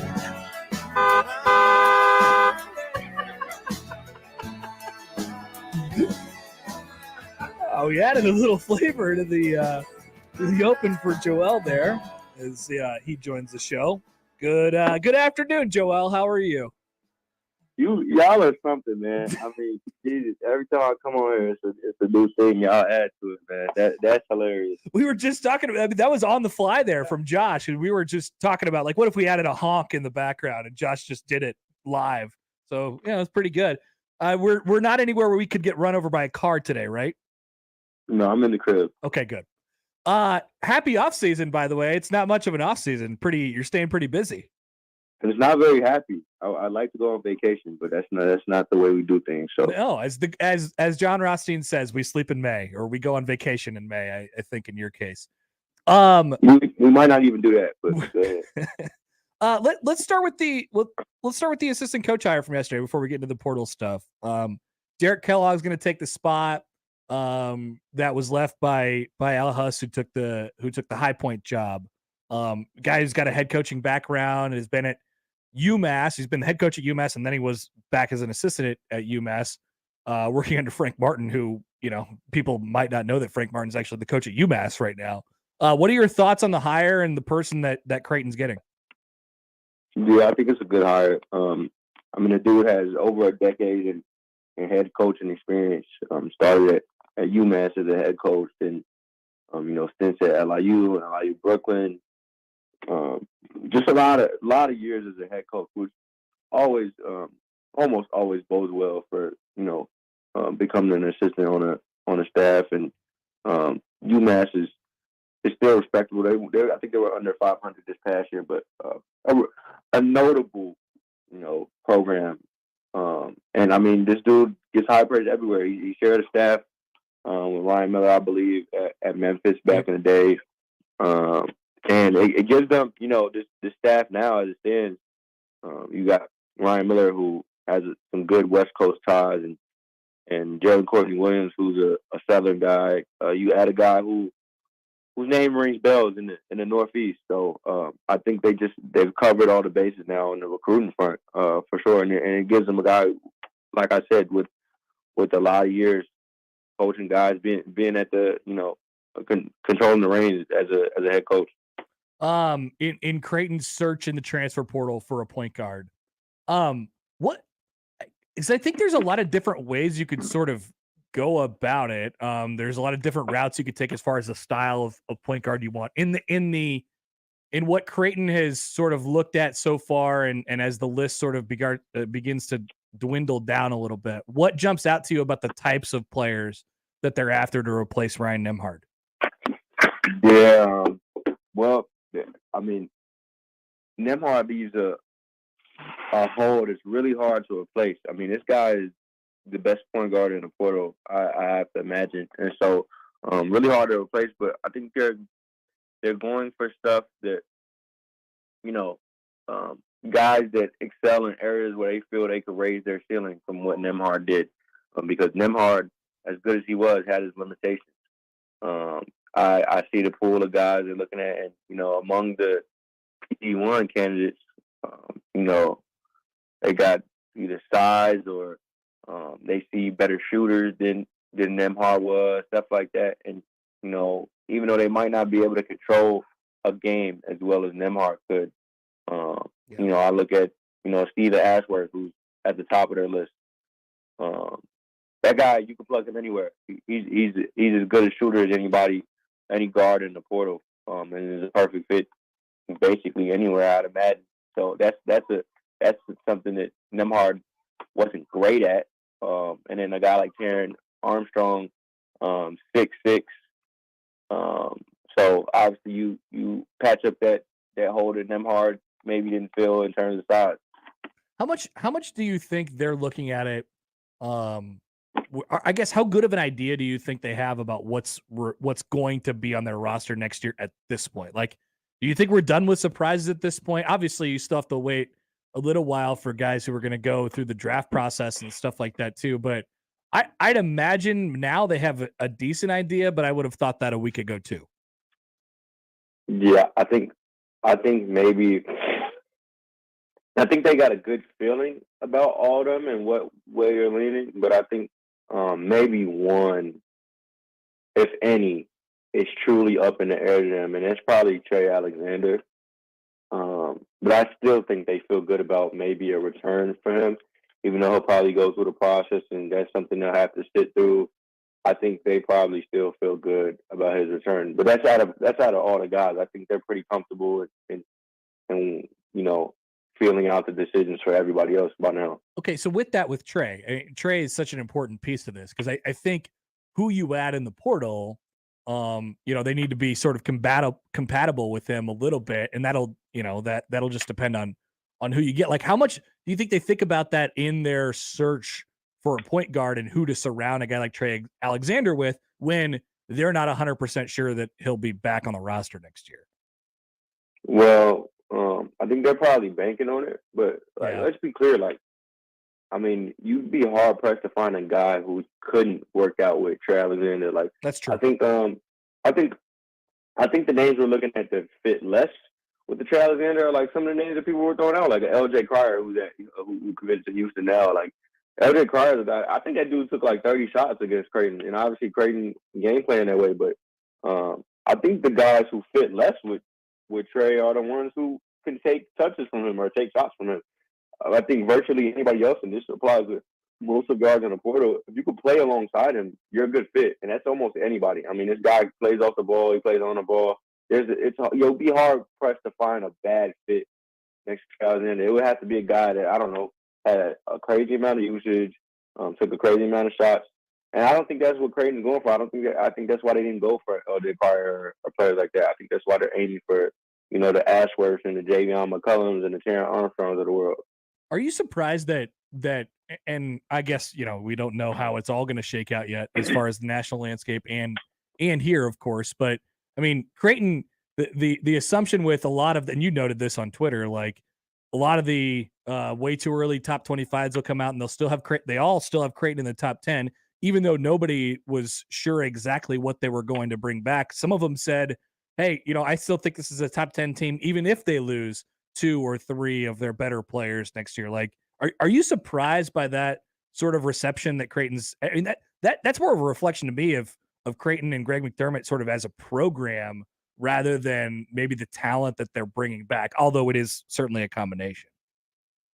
No, I'm not surprised. People say this all the time. We live in a "what have you done for me lately" world. Yeah. Creighton lately was in the Elite Eight, man. And so you look at the guys. I mean, obviously, some people are around this program less. I'm speaking of the national talking heads, so they probably weren't as well informed about who could be leaving and who could be coming back. I mean, nobody would have predicted them hard. So that's one that was in everybody's, factored into everybody's preseason way too early. But I see Kaluma's name a lot, and that's a guy that I felt like could leave for some time now. And obviously, you can't factor him in if he's going to leave. I mean, people are being whatever about it. Obviously they're not including any hypotheticals or whatever. But with all that being said, there's just so many moving variables and moving pieces in this college game. And with Creighton, they probably have as many moving pieces as anybody, especially you talk about their most important pieces. And so the preseason way too early stuff, like we're really going way too early here. Like, so yeah, I mean, I look at these lists and like I even see like UConn high up, and that's a perfect example of what I'm talking about. What have you done for me lately? They just won a national championship, and people assume that if Caravan and Klingon are the 2 best players they get back, they're somehow still a top 3 team. Like I think they're still top 10. Whatever moves they can make could put them top 5. But if you lose Sanogo and Hawkins and I think Andre Jackson is coming back, but you lose 2 dudes like that, that's a big hit, man. I don't care who you are. So I don't know, man. I mean, a lot of it is based on the continued success of the most recent runs we saw and whatnot. It's so funny, man, because now it feels like, and you just touched on it a little bit, to go, if you're going to make it through a college basketball offseason and not have, some sort of questions about you, or everybody's going to have questions, but, just what you're going to be going into next year, it almost feels like the teams that come out of it a little closer to unscathed, or people will be hyped on in the preseason next year, is the teams that just catch breaks. Like whether it's a guy who ended up coming back and didn't go to the draft, or they thought he was going to be in the transfer portal and then didn't end up being like that. That almost feels like a successful offseason for college basketball teams now. And it's simply on luck, because you just don't know what everybody's going to do. Yeah, you got to be fortunate the scouts aren't, salivating over a guy. I think Marquette is very fortunate in that all their core guys are like projected 2024 guys for the draft and not part of this cycle. Because I thought also while he probably wouldn't have got drafted this year, was an NBA player after the season he had, and Max is a guy that's projected for next year's draft, and so they're one of the fortunate ones, as you say. But you're almost like you're recruiting your own guys more than you've ever had to. Yeah. So speaking of that, and then you try to think about the team that they'll put together for next year. Nobody 100% knows, but we know we get little bits and pieces of the schedule, and then you put out yesterday that they're going to welcome in Alabama. And Alabama's going to be another program that's going to undergo a lot of changes in the offseason. So it's the logos and the symbols of two teams that almost met in the Elite Eight, but it's not going to be the same look as it was last year. What do you think we could draw any conclusions on the scheduling, with whatever the schedule ends up being, of where Greg McDermott thinks this team is going to be? Because often coaches, do that. They schedule to the teams they have. And Max talked about that a lot before. Yeah, I don't know. Because, like last year's schedule obviously became too much to handle with Kalkbrenner's injury and whatnot. And that could have probably went either way. But even that schedule was like a lot of that was premeditated, like before they even knew they would have this type of team. So I don't know about that. But considering that Alabama, from what I understand, was set up in recent times, like I think that is kind of what you're saying, and I think they at least wanted to get some type of game like that on there because you saw it, like the OK State game in the Big 12 challenge, like people were pissed about that. Not just that it's OK State and hey, Cade Cunningham doesn't go there anymore, but it's on the road too, so it's like, where is the juice in this game? Yep. Like, you would think a team that was just an Elite Eight, and I heard some rumblings about why they went down like that. I have to revisit that, but you would think a team that was just in the Elite Eight would get a better matchup. Some of the other top projected teams in the Big East got some really good matchups out of that. UConn is playing Kansas. I forget who Marquette is playing, but they got a good game. Maybe Texas, I think. I don't know. Yeah. They got a good game out of it, and so it's strange that the Creighton couldn't get a great game out of it, but Alabama is, and we're not just talking 1 year. This is a home series, so it'll be good for them. And like you mentioned it, like Alabama will be different next year, but they'll be fine, and so will Creighton, I think. All right, Joel. Appreciate it. Keep up the hard work. We'll get you on that vacation soon, man. We'll talk to you later. Yes, sir. Talk soon. Joel Lorenzi from the Omaha World Herald. He makes a great point on the who fits with Trey thing. I just wonder, because in the portal, you're just so at the mercy of what you get. And then you have the other moving piece of, okay, what's Creighton going to be? So ideally, you would love to build a team that makes sense with, as I said, the day that Ryan Nembhard left, you want to build a team that makes the most sense around Trey Alexander and Ryan Kalkbrenner. Now, you don't know for sure, but you're going to have to go all in because you're not going to find if they go through this process, they get a point guard that fits with Trey, which they will. And then at the end of it, Trey decides he's going to go pro. Like, there's no replacing that. That's just a tough blow. Like, then I think, Farabello's like and Farabello announced, by the way, the other day that he's coming back.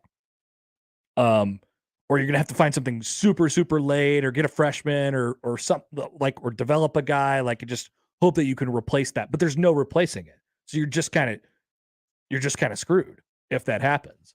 And maybe that's the definition of a college basketball offseason now, even though nobody would fault Trey for going pro. Like, certainly nobody would fault him as much as they're faulting Ryan Nembhard for going into the portal. Right. But, there is still a certain amount of it that you can't control. And you're trying to create a team that makes the most sense around your two best players for next year. And it's still possible that one of your two best players doesn't come back, or hell, both. I don't know.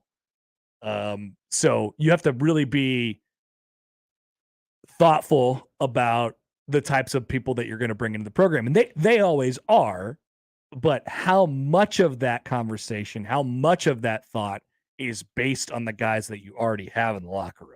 That is the answer. I mean, that's a question we don't have the answer to. And in this day and age of college basketball, by the way, I don't like when people do that in this day and age of college basketball, although it is true. Like, I understand what you're talking about when you say in this day and age of college basketball, and then the sentence that follows that is always, you never know. And that's what I was going to say. You never know. In this day and age of college basketball, AKA the crappy transfer portal, NIL time. That's the subtext. Yeah. Right. The subtext is coaches are freaking out because they got to recruit their roster all the time. And they could put together this perfect offseason of acquiring players out of the transfer portal and build this perfect situation and still be SOL at the end of it. I do not envy it, but that's often what people talk about. This day and age of college basketball. Good stuff from Joel there. We'll certainly keep you updated on anything that happens on the Creighton front in the portal. Coming back, I mentioned the Charlie Wrightsell thing. We'll talk about that briefly and what could be on the horizon for Nebraska basketball. Your thoughts, a couple other things. Ellie will join us at the top of the 1 o'clock hour. Plenty more to come on a Tuesday edition of the Connor Happer Show on 1620 The Zone. Live from the Host Coffee Studio, this is 1620 The Zone.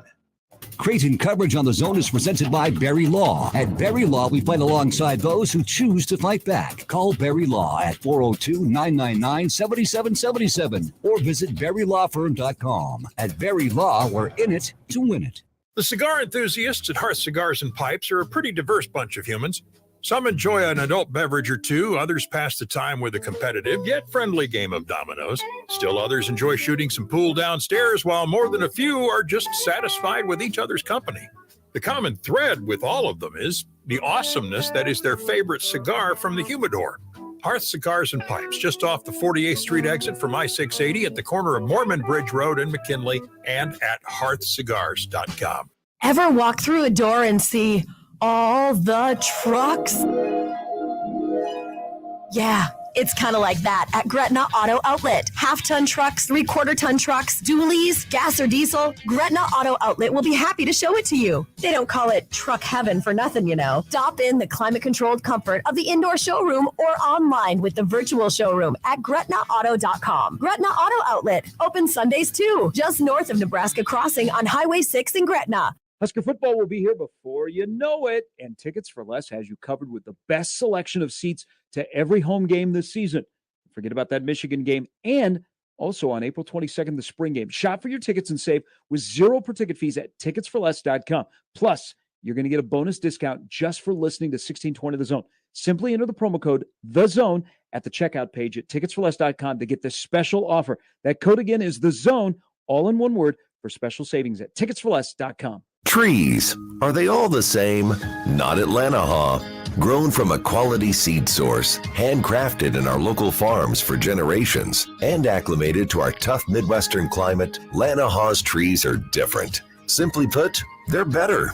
Much like our trees, we take great pride in being homegrown. Visit our garden center to find your next tree today. Rooted in quality, unmatched value, Lanahaw Nurseries.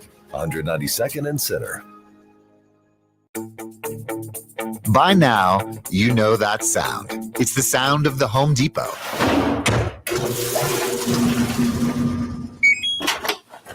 But what about those sounds? Those are the sounds of your spring cleaning with a new laundry set featuring large capacity and innovations to make laundry day quicker and more efficient, making this the sound of savings on top brand appliances. Bring on spring with savings on select laundry appliances in-store and online at the Home Depot. How doers get more done. Does eating at home have you singing the blues? Stop by Cobb's at the Shadow Lake Town Center, 180th and Center, or 72nd and Jones to grab a delicious pizza, burgers, fresh salad, and some tasty charred wings. They even offer keto crusts and an extensive variety of shareable appetizers. Dine in, carry out, or delivery. Cobb's, now with 3 convenient locations to serve you. Shadow Lake Town Center, 180th and Center, and 72nd and Jones. Click cobbspizza.com to see the menu, pizza, and so much more. Businesses of Omaha, settling for a website that looks like it's stuck in the early 2000s? Then it's time to level up with JM Online. Our local team builds custom websites that solve unique business needs. We're not your typical web design company. We're your partners in online success. Ready to take your website to the next level? Go to jmonline.com and request an initial call.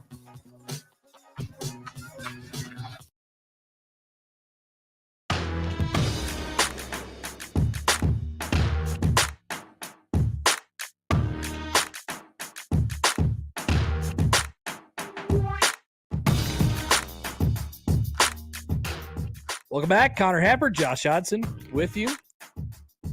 Jack John tweets in. Hi, Jack John. You guys should definitely throw in a, hey, I'm walking here with that honk on the Joel Open. I think Josh is going to go back to the old drawing board tonight on the Joel Open. Just that can be a ever-changing, growing intro as we learn more about Joel. It's a blank canvas for Josh to just put whatever weird noises he wants to in there. I only knew one thing about Joel when I made that intro. He walks a lot. No, that he. Oh, that he loves that he That hates. he loves the Counting Crows. He Omaha. doesn't know the song Omaha by Counting Crows. But that's how old I am and how young other people are. yeah, that was a crazy moment when I was the old guy in the room and I had to teach people about what the Counting Crows were. I'm not even that like I Counting Crows is sort of like before my time a little bit. But I watched Shrek. And then I've heard the song Omaha. Hey, look, a phone call from random Mike. Hi, Mike. What's going on? Hey, I got a poke question suggestion. Okay, go ahead. I'm actually hearing some feedback that's never happened before in this show. Uh-oh.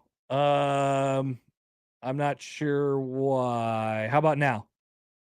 Right now, hey, no, happened again. Okay. Do you want to hang Don't up worry. and try again, or can you just power through? I think I can power through. All right. Although I don't really like listening to my voice. No, not fun. Poll question suggestion. I've never done this before. You can reject it if you want.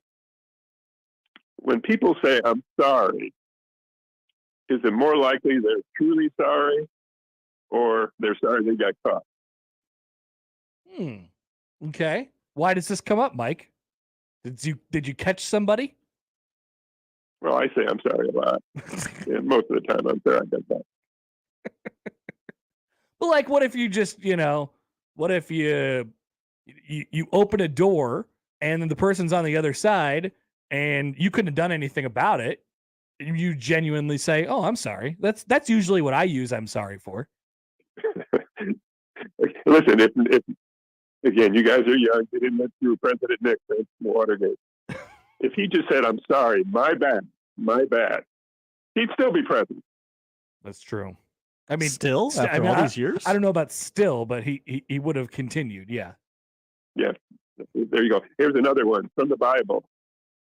And a child shall lead them. I think it's the book of Isaiah.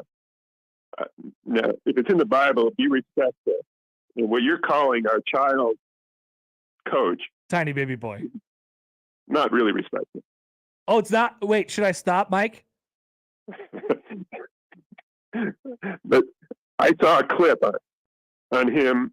I don't know if it was released by Twitter from the university or whatever. It's showing him coaching.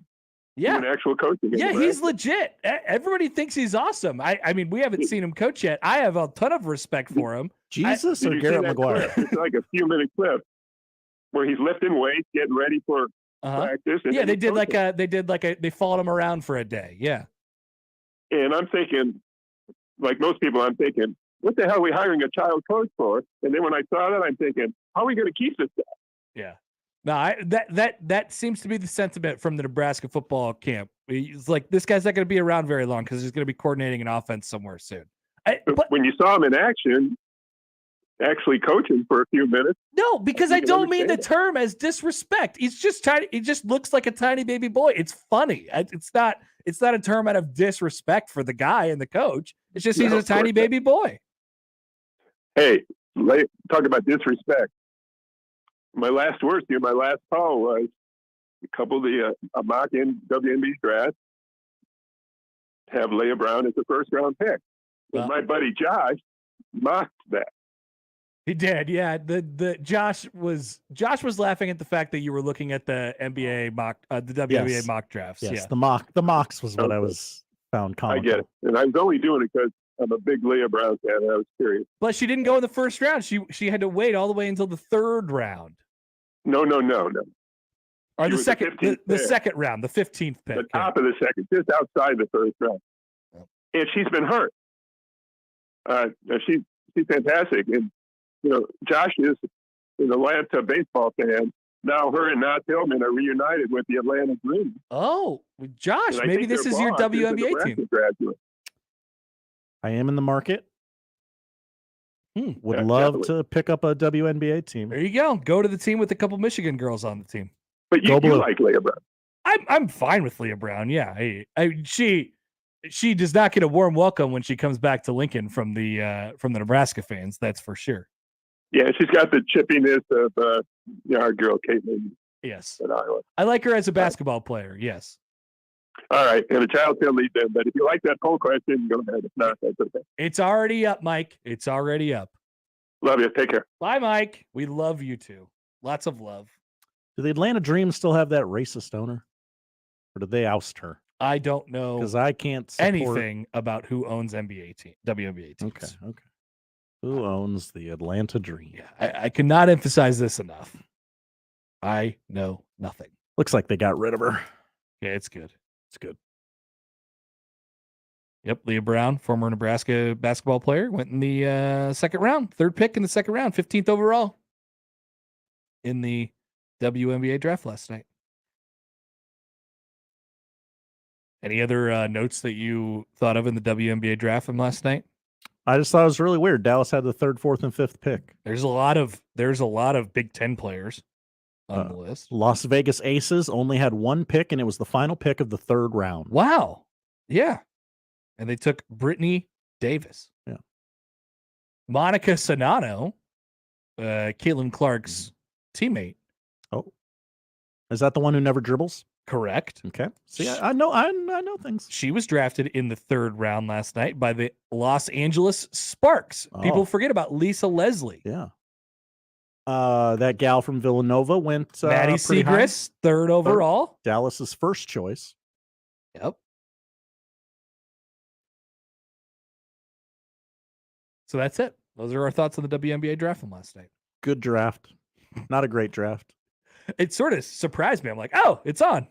Because, I mean, women's basketball is hot right now. Yeah. And then people were doing their mocks for 2024. And yeah. And that's what it's really all about. Caitlin Clark is going to be there. Paige Beckers. Paige Beckers. Angel. 2 knee injuries. Where does Paige Beckers fall? Oh. Can you trust it? This is something that we'll be tracking for the next year. Mm-hmm. After the Final Four next year of LSU, Iowa, UConn, and then some other star that like bursts onto the scene. Platt Cat, who is our banner photo. Hello, Platt Cat.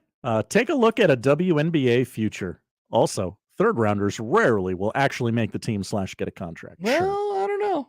Maybe there's a WNBA G League. I would love to see their travel accommodations. That would not be fun. Look, wait a minute. If there's 10 of you here, we'll roll the balls out. You got to get here on your own. It's a random Mike complaining about tiny baby boy. Do I have to like? I think you need to explain it again. All right, I will explain it again. Once again, it is not a commentary on Garrett McGuire. You know Garrett McGuire. It is not a commentary on his coaching ability whatsoever, which is the only thing I care about. It is the only thing I care about. However, he looks like a tiny baby boy, and he is 23 years old.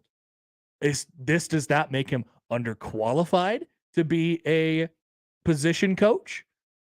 At least it is interesting to look into, like, okay, where does he come from? But the entire staff seems to like his presence, seems to think he fits well. Matt Rule has only good things to say about him and his coaching ability. I am on board the tiny baby boy train. This is not meant as a term of disrespect toward our son, but it's being taken that way. And I'm a bit frustrated by this now. This is now cropped up today. I'm no disrespect.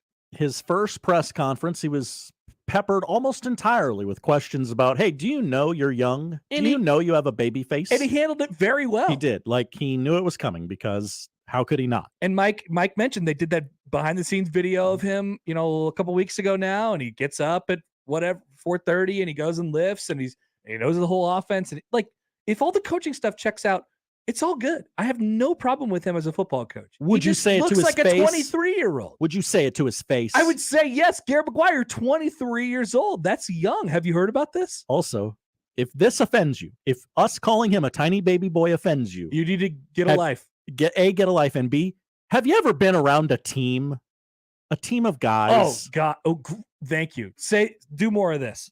Say this for longer. Trust me, Matt Rule, pork chop. They're letting them have it every day. Go get me a soda, tiny baby boy. Yeah, they're all over there calling each other fatty. Yeah, like there was. Oh, sorry, he's 24 now. Did he go from 23 to 24? Recent? Yeah, in February, right? Trust me, tiny baby boy is carrying Donnie's bags everywhere Donnie goes. I bet they all call each other fatsos on the staff. What's up, you little B word? They're doing. I swear, if you guys call me that 3 or 4 more times, I'm not coming around here anymore. Michael tweets in again. Hi, Michael. Michael Severe.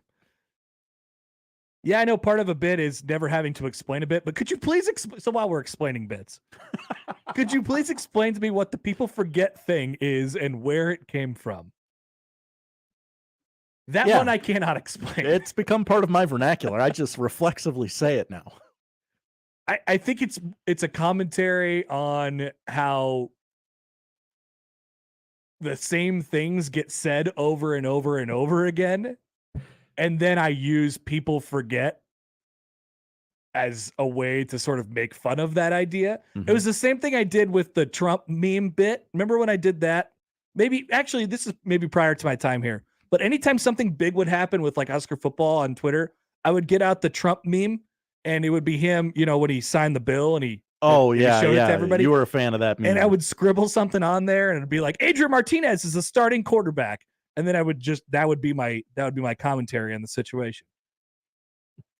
So I that's about as close as I can get. One of the first things you ever said to me in a text message was, people forget the Royals won the World Series. Well, they need reminding. And you're the guy to remind them. Because people forget. So that's about as close as I could get. Sorry, Michael. But the tiny baby boy thing, no disrespect. And I'm sure none taken. I haven't. Well, I don't know. I don't know. Maybe this gets back to him because Sharon or whoever it was, Lauren, was tweeting, now tagging tiny baby boy in these tweets. How's this going to affect recruiting? Wait, are people doing that, by the way? Is this something that I don't know about? Yes. Who was it that tweeted tiny baby boy? Lauren. Yeah. So the crux of her argument is that this is hurting us in recruiting. Lauren is saying that us, because I think it's just us or me. I will take full responsibility for this. Although I do believe the afternoon show has used the tiny baby boy at least a little bit. But I'll take full responsibility. So what Lauren is saying is that me, Connor Happer, calling our wide receiver coach as a joke, tiny baby boy, is hurting us in recruiting.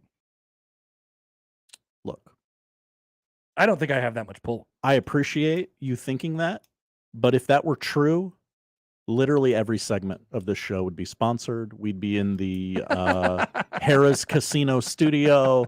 There would be a bunch of ads on this web stream because we'd be the highest rated show in the world. And while we're close to that, that's just not the reality of the situation. Why don't you tag Tiny TBB in this segment? It just because I want him to hear my explanation of it. Some things are too hard to explain on Twitter. The Jordan bird. That's pretty good. Thank you, Mustache Adam. Mustache Adam killing it today. Yeah, really good stuff. But I'm just, I hope everybody's okay with this, because I think it's too funny to stop at this point. And I guess who am I to say, my joke is too funny? We've asked this question before, and you guys are like, oh yes, I think it's so funny. Yeah, we had a poll question. I'll find it. All right. Hey, by the way, yes. Latrell Wrightsell. Mm-hmm. He went to Cal State Fullerton. People forget. He went to Omaha Central High School before that. People forget. The greatest high school in the state.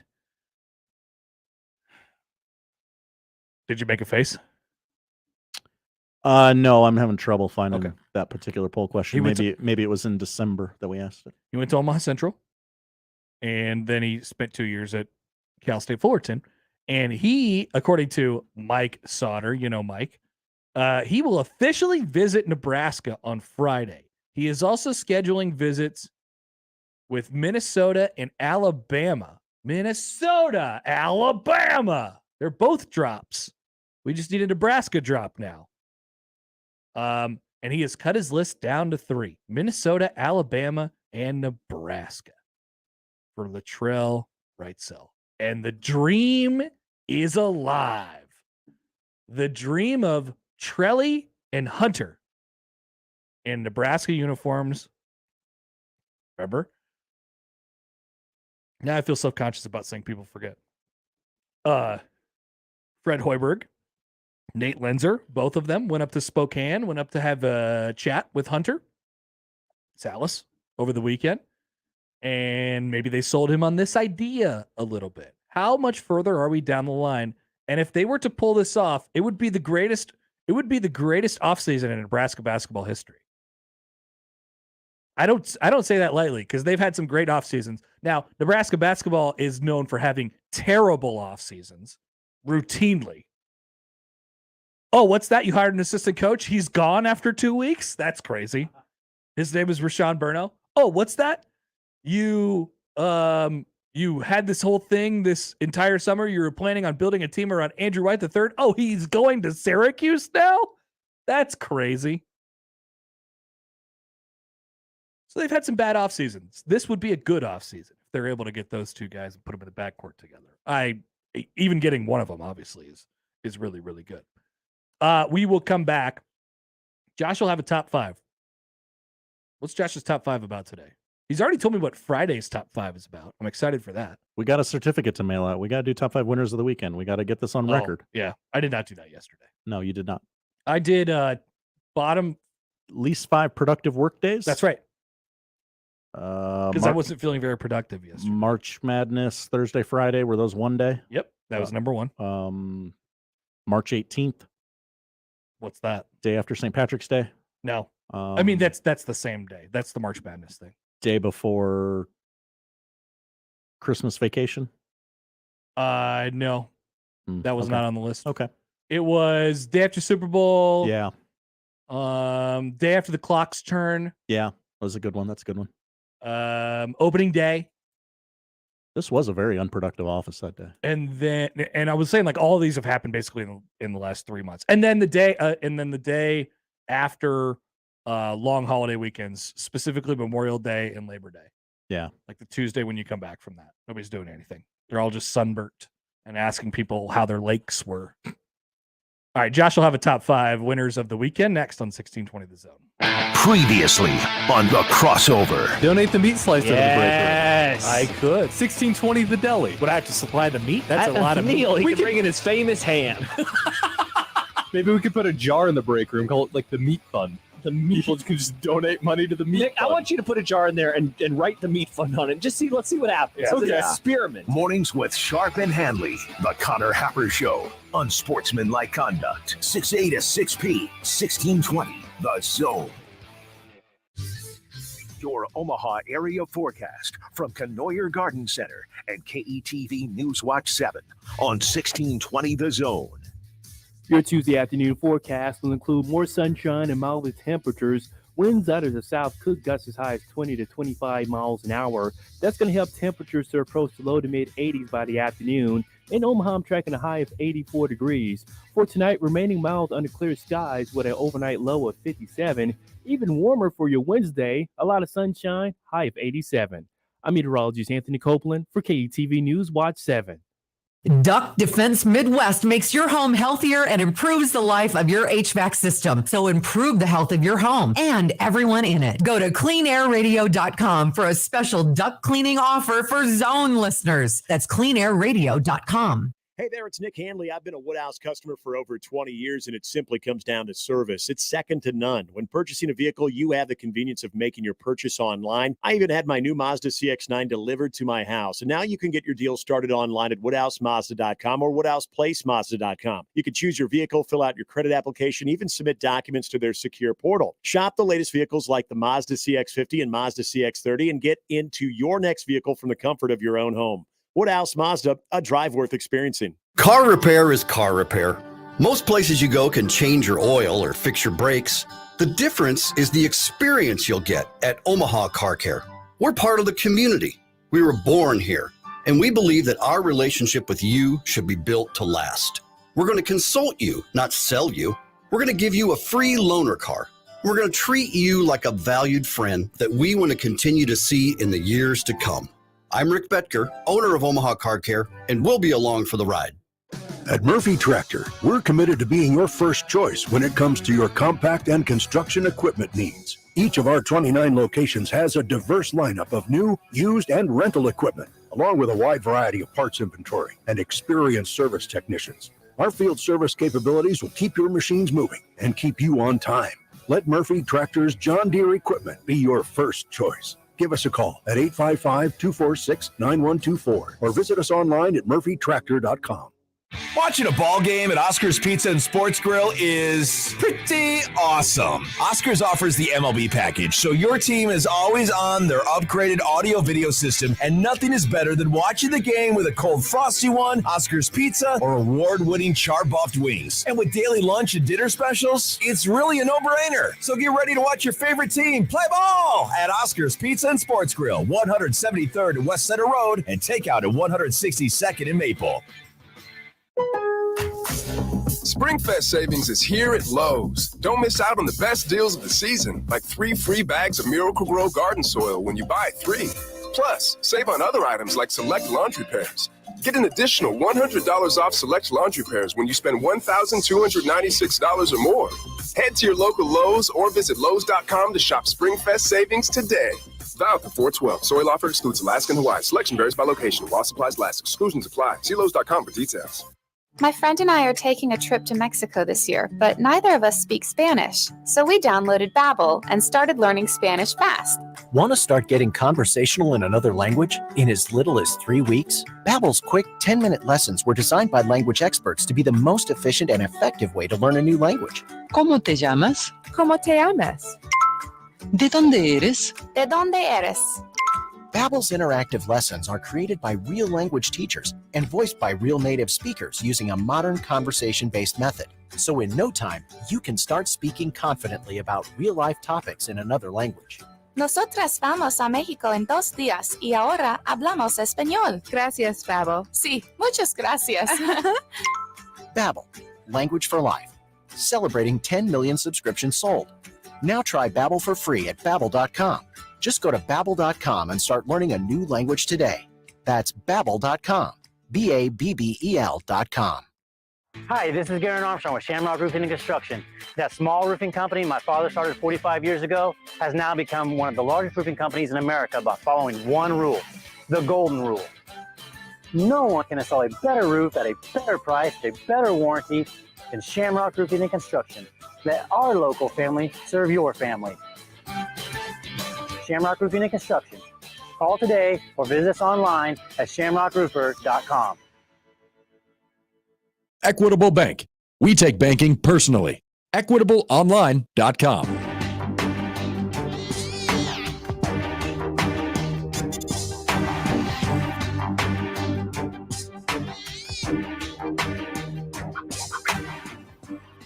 All right, welcome back. Connor Happer, Josh Hodson with you on the Connor Happer Show on 1620 The Zone and on 1620thezone.com.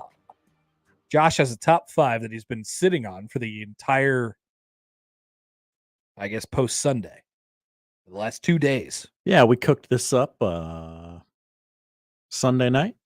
Okay. Was ready to unleash it on the world. And then what? And then you played hooky. Well, daycare was closed for Easter Monday, whatever the hell that is. What does that mean? Daycares, man. I'm not sure. I got a job, school. I pay you to watch the kid. Do you get like a reimbursement for the day that they're not available? No, Okay. this guy. I'm not. Tell me you don't have kids without telling me you don't have kids. I don't have kids. I already told you that. You know that about me. I do know that about you. Daycare does not sound cool. It's a racket. Did you go to daycare as a kid? A lot of in-home daycares. Yeah. I went to real life daycare for a couple years. You got out. Yeah, I got out of there. Got out. Couple teardrop tattoos. The first day, apparently, my mom recalls this story pretty well, or my dad maybe.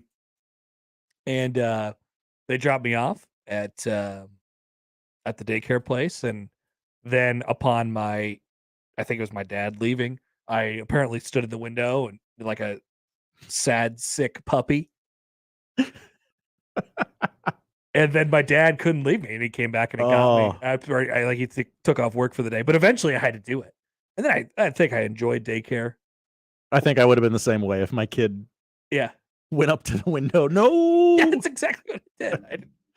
I would have went, well, okay. Guess I can't go to work today. Yep, that's it. That'll do it. All right, Josh, top 5. Top 5 winners of the weekend. Number 5. God, come on. Take forever. Number 5. Quick honorable mention to the Super Mario Brothers movie for resurrecting the movie industry. All the way back? All the way back. Yeah, you had a great review for that. Yeah, it was an enjoyable experience. Also, I still haven't seen one single bad word about Air yet. Yeah, Air is we're gonna catch that this weekend while we're on vacation. Movies are all the way back. Yeah. Number 5 though is the Tampa Bay Rays. Yes. They have not lost a game yet. Still 10-0. Didn't even have to kick them off this list for losing yesterday. They won. It's weird to see all the stats related to like, oh, a team hasn't been this hot to start the season since, and it's like the Kansas City Royals in 2003. Well, that, and then everyone else is like the team's Tungsten Armo Doyle played for. Yeah. It is. I mean, that's pretty. I mean, 10-0 to start the season. Nobody's won by 4 or more runs to start a season since the Mississippi Bloodhounds in 1884. It doesn't feel like that special because we see teams go on 10-game win streaks all the time. But when you think about it, I mean, and also because there's 162 games in a season. But when you think about it, I mean, it's a good chunk. I mean, starting off 10-0 and being 10 games over, like you could say you're 10 games over 500 already. And you could say you're have like a 3.5 game lead in the division already. Like that's, even though it's more valuable because you have more of the season left, it's just crazy to think about how that's the case already. Yeah. I mean, they are the front runner for the division, even though it feels like what's happening right now doesn't really mean a whole lot. Yeah, I don't know ultimately what it means, but yeah, they are 4 games ahead of anyone else in the division already. Yep. Their run differential is plus 58 already. Yep. I mean, they've only allowed 18 runs. Congrats to the Rays. Yeah. They might be good. Yeah, I think they're good. Number 4. Number 4 is Brady Ware. Are you familiar with Brady Ware? No. Does that name ring a bell? Brady Ware. Okay. Brady Ware is the University of Indianapolis pitcher. Oh. Who over the weekend threw a no-hitter and hit for a cycle in a 13-0 win over Drury Friday night. The game was over after 7 innings due to a run rule, but Ware still fanned 11 and went 4 for 4 with 5 RBI from the cleanup spot for the Greyhounds. That's another thing I got an MLB.com notification for on my phone. And I seriously looked at it, and the notification said, guy throws no-hitter and hits for the cycle in the same game. And I thought, oh my God, Shohei Ohtani. That was the first thing I thought. And then it was like, oh yeah, here's a Division III college baseball game or NAIA college baseball game. Yeah. Great. That's I mean, thanks for the content, MLB.com. Just talk about putting the team on your back. Yeah. They won, I assume, right? Yeah, 13-0. Okay. 3. Be crazy if they lost. 3 and 5. Number 3. How could you throw a no-hitter and lose, Connor? Well, let me tell you, that brings us to the winner of the weekend, number 3, the Chattanooga Lookouts. Not the Rocket City Trash Pandas. Yeah. Saturday night, the Lookouts defeated those Rocket City Trash Pandas 7-5 without the aid of a hit. They were no hit and scored 7 runs, all in the 9th inning. Yeah, John went through it yesterday of like the batter by batter and how it went. It was like 3 straight walks, or 4 hit by pitches, 4 straight walks, and then reached on an error. Yeah, there was just just a disaster of things that happened in the 9th inning. Imagine giving up 7 runs without giving up a hit. Just what do you do? Yeah, it was walk, F4, walk, K, walk, E8, hit by pitch, walk, wild pitch, hit by pitch, K. Oh, boy. Yeah, just absolutely incredible, perfect baseball storm. in 2023. Am I right? Yep. And it all lasted 11 minutes. Here comes 2. Number 2. Number 2 is John Rahm. John Cena. Well, I wish. He did not win. Loser. John Rahm won the Masters. People forget. J. Rahm. Spaniard. Yes. He also defeated the Live guys. He did. Who were one was charging, one was falling. Live is dead. The CW, the crosswalk, as Jim Nantz would call it. Phil. Where'd he come from? Phil out of nowhere. Yeah. I like Rahm's hair. It's like the messy curly hair, but he wears a hat, so you can never really tell that. But then when he takes off his hat, it's like, whoa. Got that hat farmer's tan. Yeah. Oh yeah, for sure. It was fun sitting there Sunday going, okay, who's on this leaderboard? Who am I allowed to root for? Who am I not allowed to root for? His Rahm's golf notebook, that he uses to take notes on like the greens and stuff like that, and the specific shots. It was printed with the name on the back, Rambo. Oh, like Rambo, like Rambo, but Rambo. John Rahm. I was like, that's pretty badass. Hell yeah! It's like a leather bound notebook, and it just is imprinted with Rambo. And you can finally throw that fortune cookie away from Panda Express. That's right. That's right. That he got 10 years ago.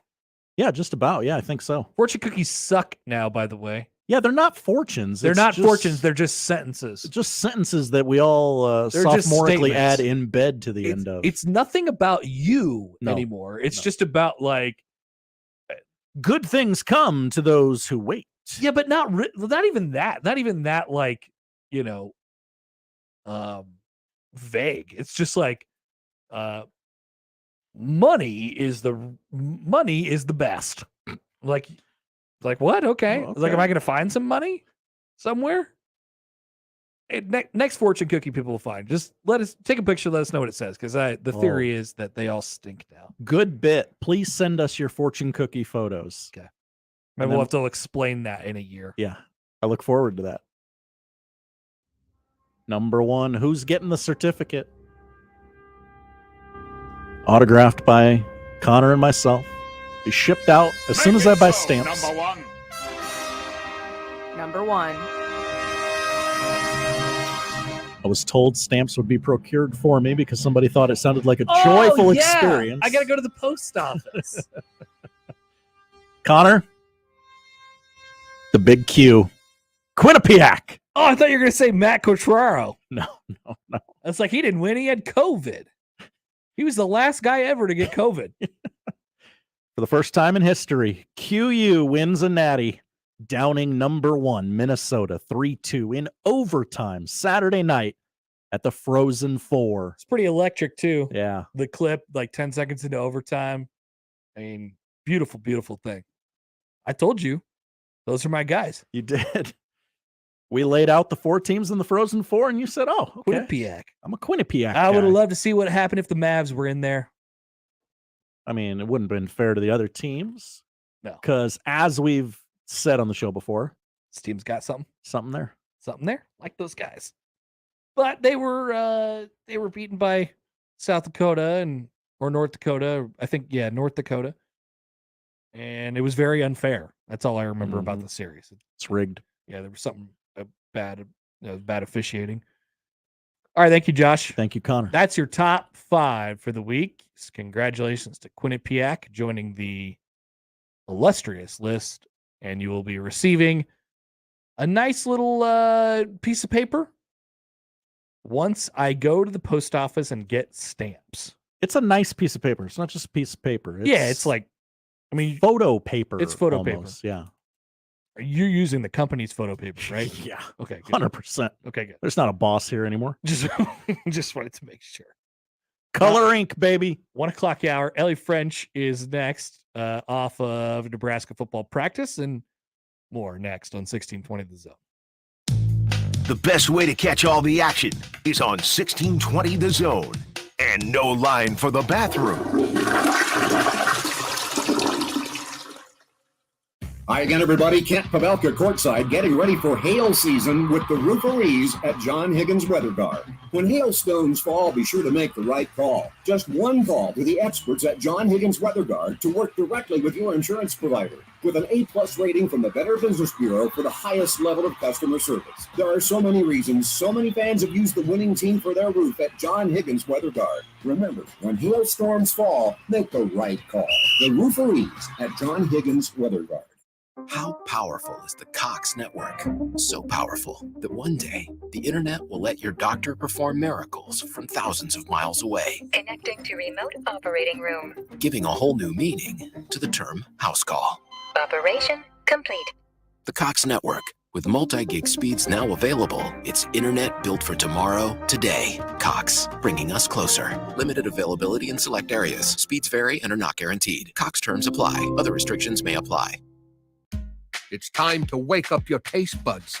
Introducing my new Fiesta Line Chicken Pizza.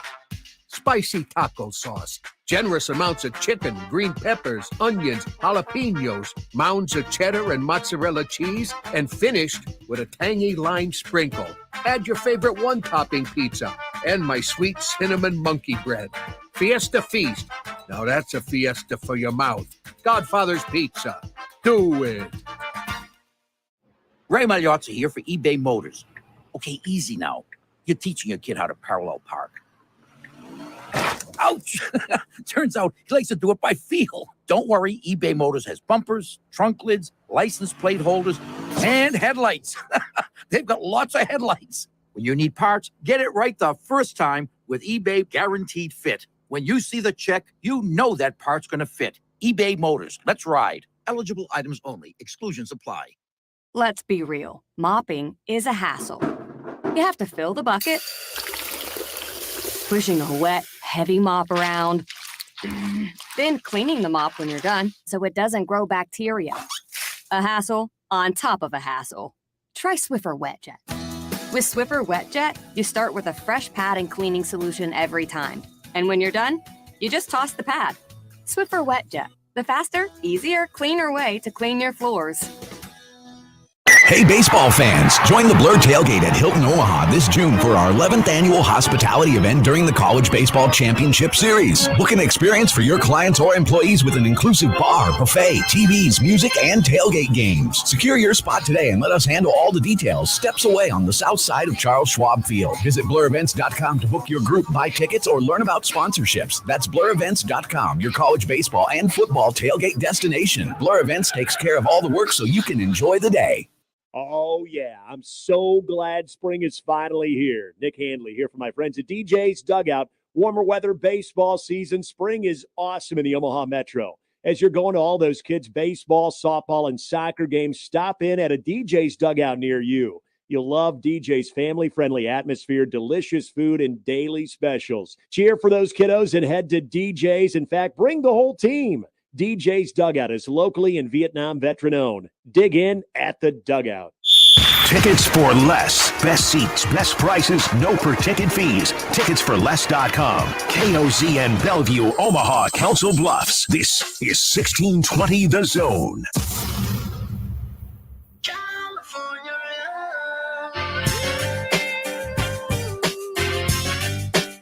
Ellie French. KETV Channel 7.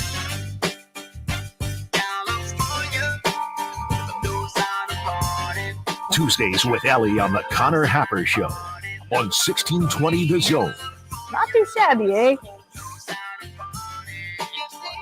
All right, welcome back, and we welcome in Ellie French, KTV, live from windy Lincoln, Nebraska, or maybe she's just in a car. Hi, Ellie. Hey, guys. How are you? Excellent. Are you driving back?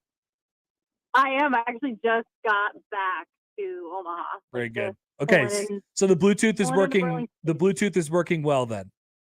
Yeah. You know, I may switch the speaker and see for a second if that's a little bit better. Let's see. You guys, Yeah. we're going to try it all. Yeah, go ahead. Go ahead. We're here because we've had some problems with people and Bluetooth speakers before, but It's like, it's weird to do Bluetooth because it also just feels like it's like the radio. Yes. I don't know. Like speaker, I'm like, okay, I'm talking. I don't know. I feel like I'm talking on the phone. it's so. delayed Feels a too. little bit Yeah, it's actually better now. Okay, yeah, stay with this. How was what'd you see? What'd you hear at practice today? Okay, I will say I felt like this before, but I noticed this especially today. This is like not even like football related at all. So just like this is just a side rant. But there are so many people at their practices, like so many just I don't even want to say random people because like I know that they've got like some recruits and stuff there, and obviously like they stick out, and you know some of those guys. But I'm like, there's so many other like people just sprinkled in there. And I'm like, maybe it's other staff or something, but it's like, I'm just like, man, there's a lot of people here. I feel like for like spring practices sometimes. I'm with you, So- and I haven't been to a rule practice yet, but I always felt that too, like over previous staffs as well. But this staff is even bigger, and there's more support people. Like I've always felt that walking into a Nebraska practice, but I'm sure this one's even bigger.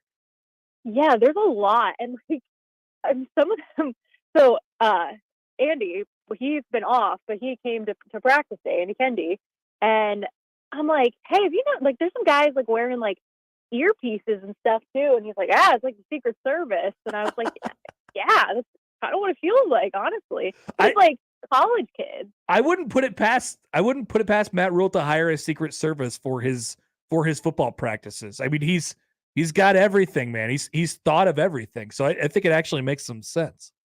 I know. I'm like, maybe I'm just not used to see, like, I get, like you said, they've got just like a lot more support staff. And I know they've got people like with cameras that are getting in close, like filming drills and stuff. And so I'm like, oh, they're really like getting up in there and making sure to and they'll look back at the film later and stuff. But I'm just like looking around. I'm like, who are these people? There's a lot of people. Let me ask you something, because people have taken offense to this now recently. I guess more so today for some reason. So the topic of the day was, or at least one of the people who talked was Garrett McGuire, Nebraska's wide receiver coach. I have spent his time being here calling him affectionately the nickname Tiny Baby Boy. I have called him Tiny Baby Boy the entire time he's been here. That is now. I just wanted to tell you my side of it first before you have your opinion. But this does not refer to his coaching ability, or his, the fact that he is well liked within the locker room and well liked and respected within the team, and or his recruiting ability. I just think he looks like he looks like a child, and I think that's in the lines. But some people are telling me now that it is outside the lines, and I am negatively recruiting against Nebraska. What do you think, Ellie? I was saying, you're absolutely ruining recruiting. No, I heard, like, I'm so glad I didn't hear you call him that before we had availability today, because that's all I would have thought of when I looked at him. I would just feel like I would have heard your voice, like Tiny Baby Boy, like over on repeat in my head. So that's all I could think to myself. So I was like, thank goodness I didn't hear you call him that before, because I just would have been looking at him like thinking that. Honestly, based on his personality, and I just feel like being, a younger guy, and like you clarified, 24 now. Yep. I think he would find it funny, because it's like he knows he's young to be a Power 5 coach, and it's like he knows he's a young guy. And I don't think he personally would take offense to it. I don't think so either. Like, we covered it. He had his first press conference. Everybody asked him 100 times how it felt to be really young, and we got those questions out of the way, and he handled them well. Like, it doesn't really have to be a topic anymore. I just think the nickname's kind of funny, and it sort of stuck for me. I think I truly, like, just based on his demeanor and everything, I think, and kind of how you were explaining, like, with coaches and just like sports and guys, like, nicknames are such a thing. And obviously he's the young buck. And so, like, they're going to probably throw like just little names like that out. I mean, I don't know if they're necessarily calling him Tiny Baby Boy. Funny if they were. Some nicknames, and then he could throw it back and call them like oldies and stuff like that. So I just feel like it works both ways. Exactly. But it's I think it's just fun and harmless. Thank you. And, yes. Yeah. It's just guys being dudes. I get it. Yeah. It's yeah. So especially, I mean, like with football too, you got to understand. But he totally embraces it. I love today, like him talking about players coming in and like saying he's got the snacks. In my mind, I'm just always thinking about food 24/7. Yeah. So my mind is immediately like, what snacks? Like, what's he got? But I love that he was like talking about, because that's when you know, like, you're hip, you've got all the snacks and like the drinks and like maybe the candy drawer or something. Like here at work, like I've got my own drawer. It's pretty bad now, but like my snack drawer, and I'm like, yeah. So you're snack drawer. so you're the snack person at work, and Garrett McGuire is the snack person inside the Nebraska locker room. Exactly. It's like a bonding thing, you know? Like, there you go. It's like I'm the snack person at my work. There you go. See? And it's like, then I always feel bad if I'm flipping up, like where I'm like, ooh, I'm just don't have anything, or everything I've got is like old now, like stale. I'm like, oh, I gotta like step it up. But I'm always wanting to share. But no, typically it's just me like trying to figure out like, oh, I didn't eat dinner, and I'm like, all right, well, I've got some trail mix. There's dinner. So how have you felt about, and it comes up again today because every time Matt Rule gets a chance to talk about how great Garrett McGuire is, I mean, he does so, and he's really passionate about it. But this has been now a theme for like the last couple of weeks of Nebraska football practice, where it feels like he's obviously trying to inject some confidence in some guys and some areas that maybe lack some confidence within the fan base. Like, he knows what the narratives are, right? At the same time, I do think he has I mean, when he talks about these things, I believe him. It's not like he's just saying it for lip service. Like, what's been your read on Rule trying to inject that confidence, but also at the same time being that confident at the same time? I think it's fair to say like it's a good mix of both. Yeah. You know, because that's one thing I thought about with McGuire. It's like it's hard with him being so young in this position. It's like, what if the season starts and like the receivers aren't doing well? Then it's like the first immediate thing people are going to do is be like, well, you should have hired someone that's so young, like he doesn't know what he's doing and stuff. And so, you know, I think he's trying to not like let McGuire maybe like think about that, and like, hey, you know, like believe in yourself. And obviously, because he believes in it, like he brought him on, and like he believes in him and stuff. And so I don't think it's like what he's saying.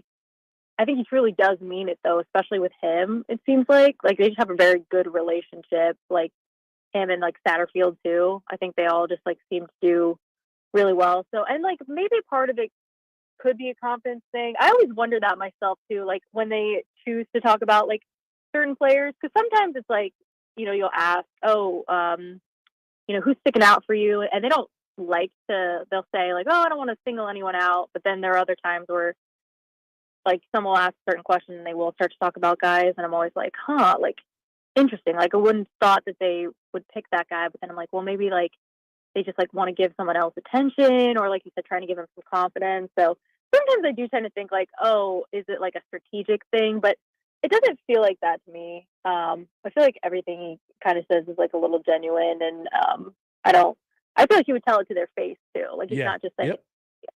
Is there anything else that, I mean, I feel like we're at this sort of point during spring ball where we've hit somewhat of a wall. We've asked a lot of the questions, and I mean, I don't know that we're going to get a lot of the answers, and we're sort of just waiting for the spring game to come along now. Like, is there anything that you want to see or hear in the next week leading up to the spring game or during the spring game that you're just like really burning curious about right now with Nebraska football?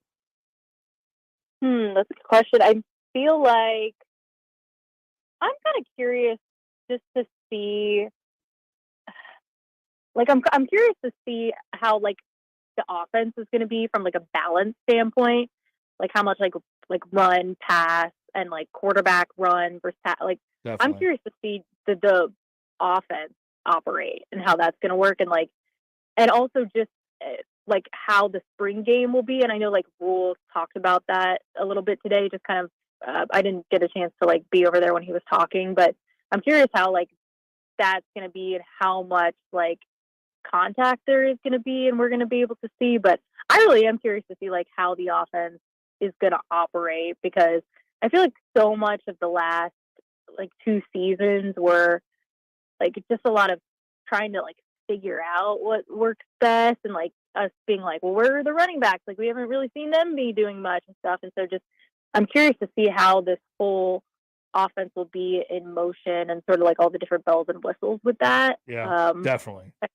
Yeah, that's probably my big thing, is just waiting to see that. But I'm excited for the spring game, and I think they'll hopefully have some fun with it and like give people something, you know, interesting to watch, and it not hopefully be super boring. But yeah. Yeah, there's always the fear of it being super boring. We'll see how much they're able to give it next Saturday. One more thing before we let you go. Your thought on Nebraska volleyball taking the show on the road, going to Central City, and then selling out in less than an hour with, by the way, I love this, old school, people waiting outside to actually physically get the tickets instead of, you know, people gobbling up on the internet and then everybody having a horrible time attempting to get tickets because the website's frozen and stuff like that. I loved it. It was a throwback. It was old school, and it's very Nebraska volleyball. It's great. I'm going to be there too and covering it. And that was my first trip last year because they played in Grand Island. It was my first time and only time so far, but ever going to Grand Island. So I'm like, oh, I get to go to Central City now, like go to another new place across the state. And last time when I was on, we talked about just like getting out and trying to see some more places across the state. So I'm excited for it. And I love just seeing how fast it sold out. Like you said, getting that visual of people wrapping around the building, waiting for tickets was awesome. Like just being, because we talk about it all the time, just how it is such a big state for volleyball, and you see it at games with crowds, but like to see that many people come out and sell out that quickly for a spring match was really, really cool. So I love it. And I think it's great that they do get out instead of just being like, oh, let's have it at Devaney. Like, no, like it's great that it's amazing to me. I love it. It's an awesome opportunity for them to do that. And they know that they're going to sell out any high school gym that they end up in. All right, Ellie, great stuff as always. Good to chat, and we'll talk soon. Thanks, guys. Hopefully I'll be back in person next week. Oh, very good. We'll plan on it. Fingers crossed. See you later. Okay. Thanks. Bye. Ellie French of KETV. We'll bring that right back. Coming up after this. So we teased it earlier. We're actually going to do it now. But just the idea of what Nebraska volleyball is doing and what Nebraska being the big show in the state can do from another sports perspective. Like I don't think there's any bad ideas with exhibitions, really. I don't know if it's feasible to do a football exhibition, you know, especially if you're doing it in the spring. You know, you could do a football open practice and take that on the road, and that would be, you know, a disaster, but awesome at the same time. But I think Nebraska volleyball really has the right idea. We'll talk about that and then all the branch offs of it next on the Connor Happer Show on 1620 The Zone. But first, Josh, guess what? Shinedown's coming to Lincoln this month. Shinedown with a special guest, 3 days grace from ashes to new. They perform at Pinnacle Bank Arena on April 25th in Lincoln. That's 2 weeks from today, Josh. All this week, listen to Unsportsmanlike Conduct to win tickets to the show. They'll be giving out tickets. Yesterday, they played Alex Sindelar's drop of bunt. That's why bunting is beautiful. Who knows what they might do today? And you can find all the details if you want more of them at 1620thezone.com. Calm down, guys. It's just a girl. Tuesdays with Ellie on the Connor Happer Show on 1620 The Zone. Live from the Host Coffee Studio, this is 1620 The Zone.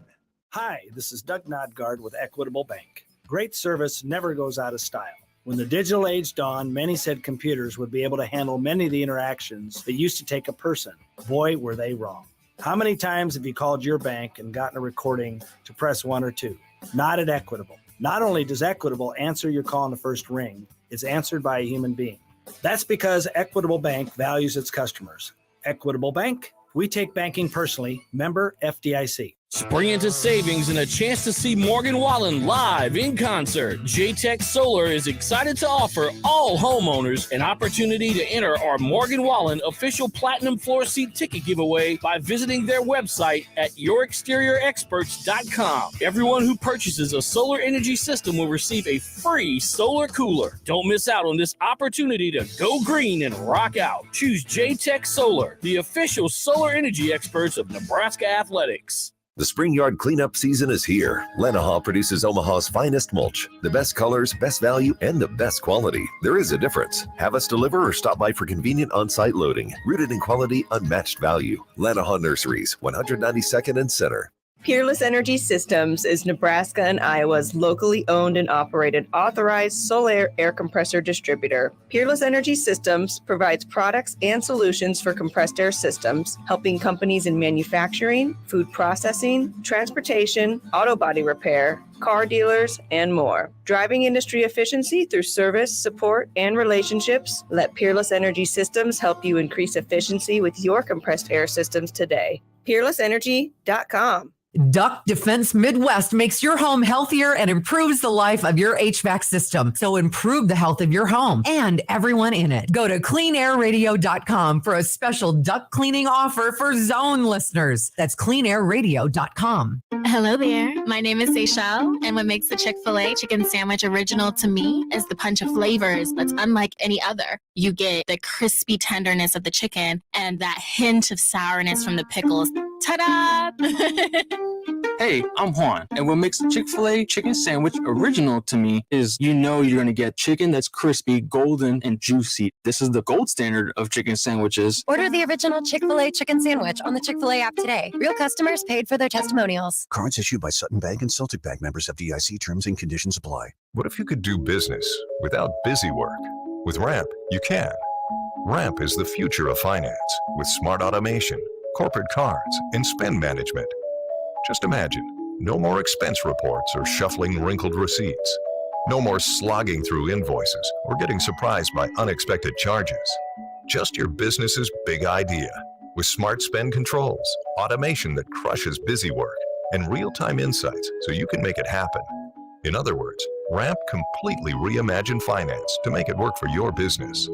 Get set up, issue corporate cards, and start making payments in less than 15 minutes. See how Ramp does finance. Join today and get $250 just for signing up. Just go to ramp.com/offer. That's ramp.com/offer to get $250 for signing up. That's ramp.com/offer. My friend and I are taking a trip to Mexico this year, but neither of us speak Spanish. So we downloaded Babbel and started learning Spanish fast. Want to start getting conversational in another language in as little as 3 weeks? Babbel's quick 10-minute lessons were designed by language experts to be the most efficient and effective way to learn a new language. ¿Cómo te llamas? ¿Cómo te llamas? ¿De dónde eres? ¿De dónde eres? Babbel's interactive lessons are created by real language teachers and voiced by real native speakers using a modern conversation-based method. So in no time, you can start speaking confidently about real-life topics in another language. Nosotras vamos a México en 2 días y ahora hablamos español. Gracias, Babbel. Sí, muchas gracias. Babbel, language for life. Celebrating 10 million subscriptions sold. Now try Babbel for free at Babbel.com. Just go to Babbel.com and start learning a new language today. That's Babbel.com. Babbel.com.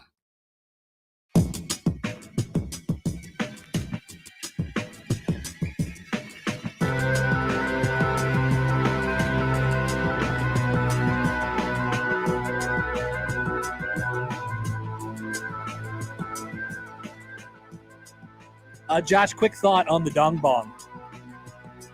Love it. Hope it stays all season. Hope we see it many, many times. I hope we have another fun Orioles season. I don't need them to yeah. make the playoffs or anything, but another fun Orioles season would be great. Those guys are wild, and I kind of find myself rooting for them when they're holding on. They made a dong bong. Yeah. And the guy on the broadcast last night was like just trying as hard as he possibly could to not say dong or bong. I mean, specifically bong. And I was like, dude, I think you could let it go. Like, it's clearly a bong. I think the Orioles PR even came out after the game. They called it a funnel. Yeah, like this is what we are calling this is the so and so, and the collective was just nope. It's the dong bong. Sorry, that sucks. That would be horrible. Imagine if you were an Orioles broadcaster and every time they hit a home run, they got out the dong bong, and you couldn't call it that. There's the fun funnel. Nope, absolutely not. The home run funnel. Give me the dong bong. The home run hose. That's not much better. It's not. It's not. All right. Yeah, I'm pro. I'm absolutely pro. Give me the dugout celebrations for sure. All right, back to this Nebraska volleyball thing. So they're great. I mean, great pictures out of Central City yesterday with the people lined up around the building at 9:00 in the morning, and it's cold, and they actually go up and get the tickets. I just think it's a great idea. They did it last year in Grand Island. You could sell out. Nebraska volleyball could sell out whichever high school gym they wanted to in the state. They could sell out, honestly, probably any arena they wanted to in this state. With the possible exception of the Chai. For I'm talking about for an exhibition. I think even then you could create an event that people want to Okay. see. You might have to work a little harder than, Right. hey, the volleyball team's going to be here. Right. But Okay. yeah. I saw that, and then I saw, not so coincidentally, because TikTok knows what you're thinking, I saw this video pop up last night of when the Dodgers played the Red Sox at the LA Coliseum, and they did an exhibition game there in 2008. There was 115,000 people at the game. 115,000 people at a baseball game that meant nothing. The dimensions of the field were a complete disaster. But they just wanted to see their hometown team play in a different place and say, I was there when the Dodgers did that stupid thing and played at the LA Coliseum. You could do this. I mean, there is a real market for this. You could, I mean, the problem with taking a football team on the road is that it just becomes too big of a thing. But I'm thinking about like arena sports plus baseball. So we could do volleyball, we could do men's and women's basketball, we could do baseball. And I'm not talking about we could obviously put them in high school gyms around the state and take those shows on the road in that regard. If you wanted to do it that way, or you could, play baseball. I don't think you play baseball in an arena. You play baseball inside Memorial Stadium. Like, I don't know.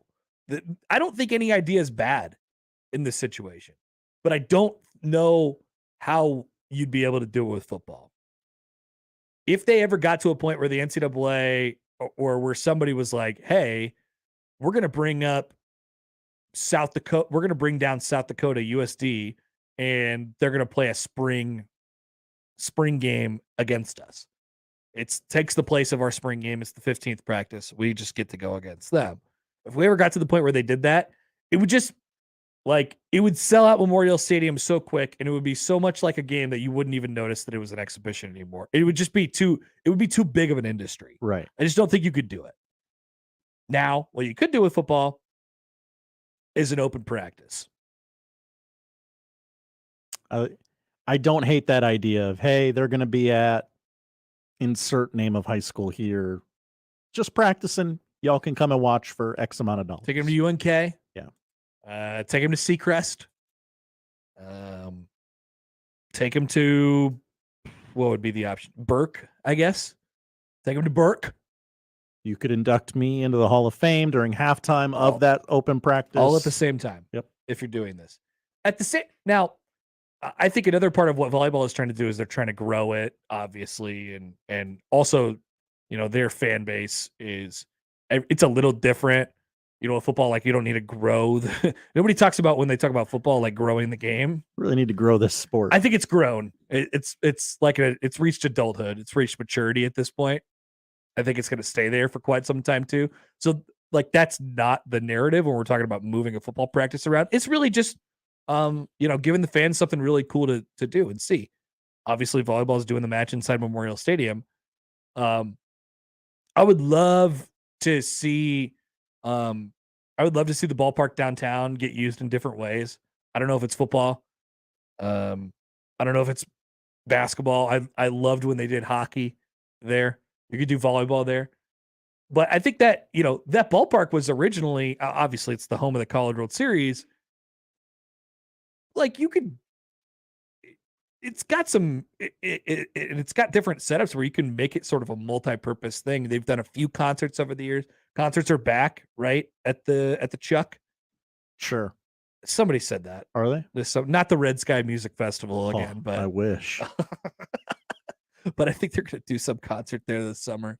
I thought when they did hockey and football there, it was cool. It was fun to watch.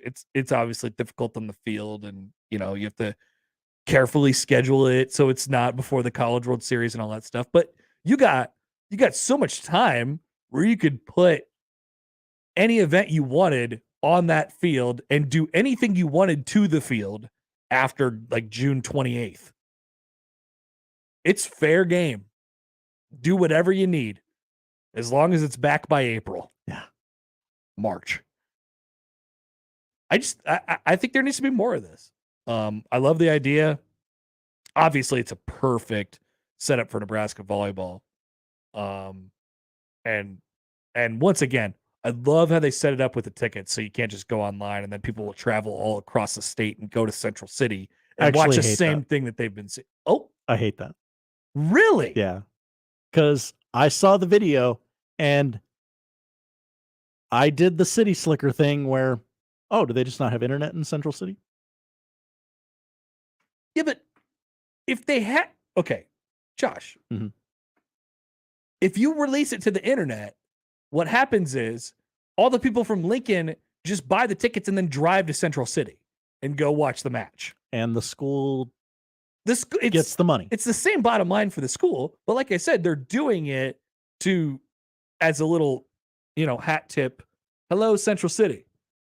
It's the people of Central City. You're going to drive up to Central City and wait in line for 2 hours and buy tickets. No, those are the people of Central City who are going to fill that gym. Are you saying the people of Central City, all 3,000 of them, are not smart enough to hop on their computers and? I'm saying that they would do fine in that regard. Okay. I'm just saying that there would be too much of the City Slickers, as you previously mentioned, in there. We don't want the City Slickers in there. This is for Central City. This one's for you, Central City. This one's for you, Central City. And just like it was last year, this one's for you, Grand Island. Wow, Josh. In small town USA, not everything is about how easy it is. Sometimes it's about rolling up your sleeves, waiting outside at 9:00 at a high school gym, and doing the work. So I don't know what you have against that. Those people in Central City work hard enough. Let them have an easy win for once in their life. But it wouldn't be easy. They would lose.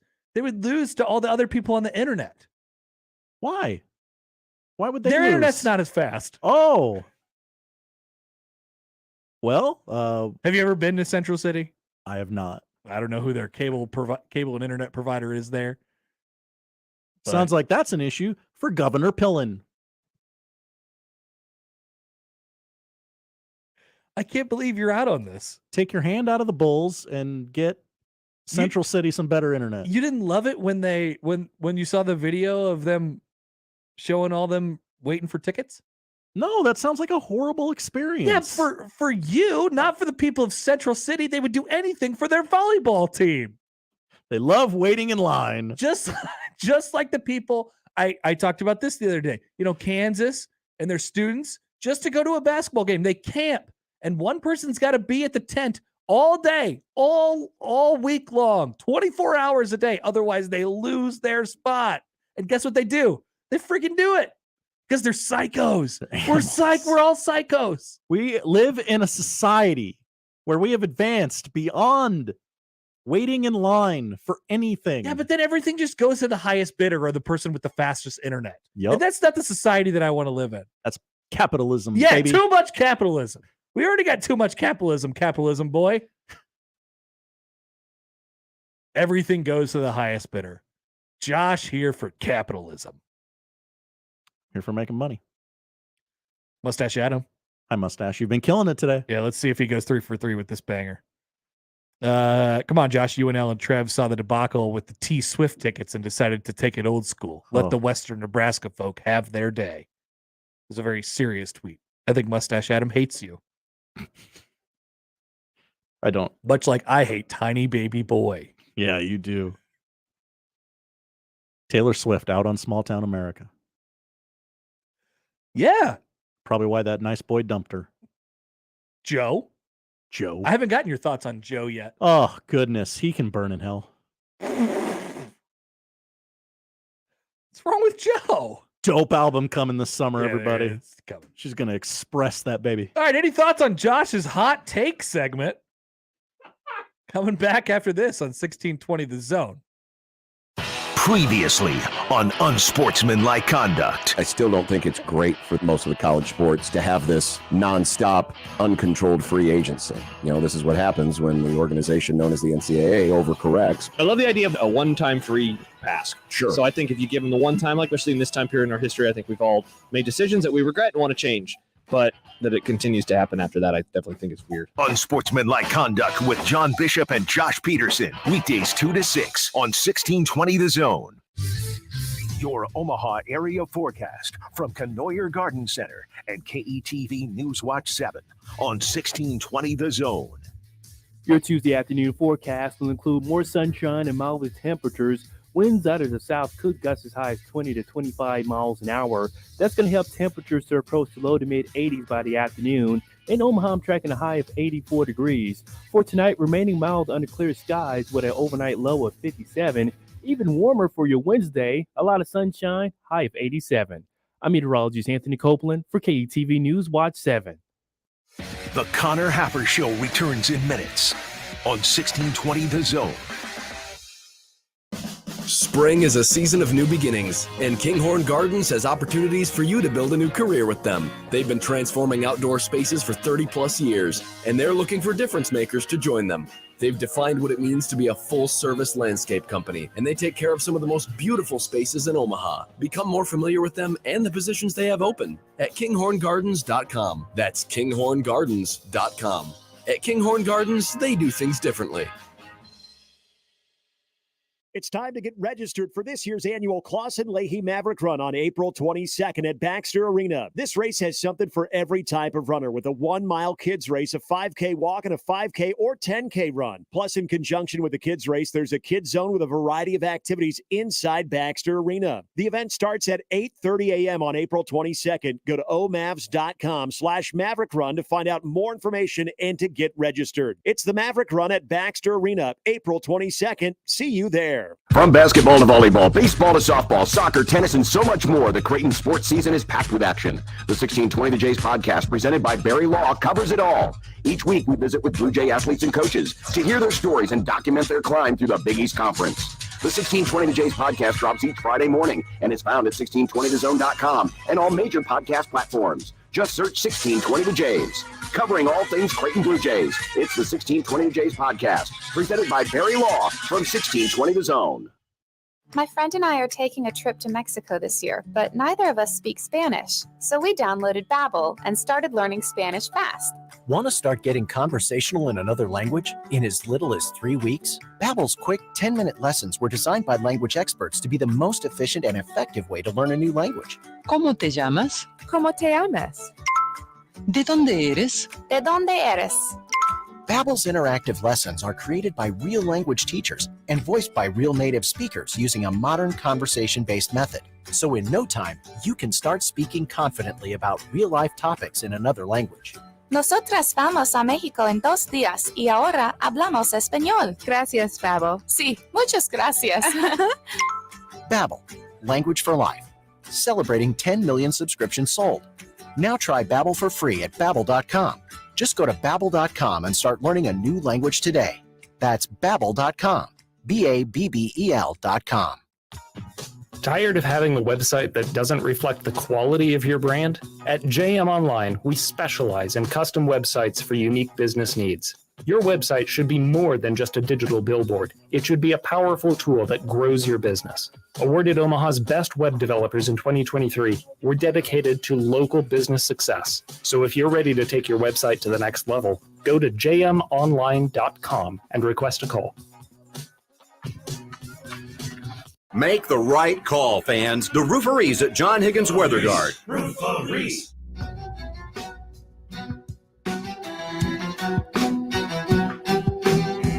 The 2023 Storm Chaser season has begun out at Warner Park. Where you been? Start off the season, enjoy a beautiful night out at Warner with $2 Deals Day on select Thursdays throughout the season. You can get hot dogs, prepackaged popcorn, small soft serve, ice cream, small Pepsi products, and domestic beer cans, all for just $2. And you can get entered to win tickets to a Thursday game right now on our website, 1620thezone.com. USC has officially announced the hiring of one Cliff with a K Kingsbury. He's going to be on with John and Josh forever now? USC, the University of Southern California. Oh, okay. Sorry. Well, got a little confused there. They have announced him, Josh, as this was unclear yesterday, but by the vagueness, you were sort of led to believe that it was headed this way. He is not a full-time assistant at USC. He's not going to be the offensive coordinator. He will be a senior offensive analyst. Okay. So USC has a coach who doesn't count against their 10 assistant coaches, or 10, full-time staff coaches, who was a head coach in the NFL last year and could, if he wanted to, take a lot of college head coaching jobs right now. Oh, yeah. How many ADs would fire their head coach right now if they had the opportunity to hire Cliff Kingsbury? 80%, 85%? A lot. Right? A lot. Maybe it's not that high, but it's a lot. Yeah. And he is just going to sit on USC's staff for a year with the good-looking boys and maybe take a trip to Thailand and be the senior offensive analyst there. That is official. A couple comments on the Central City situation, the CCS. Mm-hmm. This is from Brian. Number one, I like a two-pronged answer here. I do like a list. Number one, I guarantee you there were Omahas and Lincolnites in that line waiting all night to get tickets. Mm-hmm. Do you guarantee that? I don't guarantee it, but I think it is likely, very likely. Okay. Number two, you keep it offline to keep certain scammy ticket companies from using their computer pools to gobble up all the tickets and then turn around and sell them for 10 times the price like they do with regional tickets and everything else they get their hands on. Yeah. There were no ticket scalpers there. in that line. No one is going to buy those tickets and resell them who was waiting in that line. Well, probably all the dirty Omaha and Lincolnites. Yep. Who somehow infiltrated the walls of Central City and got their hands on their filthy paws on tickets. Damn city slickers. Mm-hmm. I'm standing up for Central City. I'm not sure why you're not joining me. I am standing up for Central City too. Those people work hard. They have hard jobs. They have time-consuming jobs. They don't need to be waiting in line all day. Who are you to tell Central Cityans what they want? Now that's okay. That's fair. I can accept that maybe I don't know what's best for Central City, but I am looking out for them, even though y'all think I'm not. Now Josh is trying to endear himself to the farmers by saying, y'all, you get a load of this guy. I don't know what you're talking about. Fredio tweets in. That dog won't hunt. Number one, another two-pronger. I love this. Number one, leave internet out of it. And a $10 ticket costs $10 in person. Brilliant. Thank you. Fredio here for in-person ticket buying. Number two, Central City is not Western Nebraska. Didn't say it was. Might I be don't think. preemptive strike against Josh Peterson this afternoon. It I don't is know. Central Nebraska. That's why they call it Central City. That makes sense. Not really. That's not why they call it Central City, but it is in the center of its county. But still, thank you, Freedio. I think I'm looking out for the people of Central City the most. They don't need to wait in that line. I have a question with Nebraska volleyball. Mm-hmm. So you took the show on the road to Grand Island last year. Yeah. You're going to Central City this year. Not that far away from Grand Island. Not at all. It's not far enough away. You got to go somewhere else.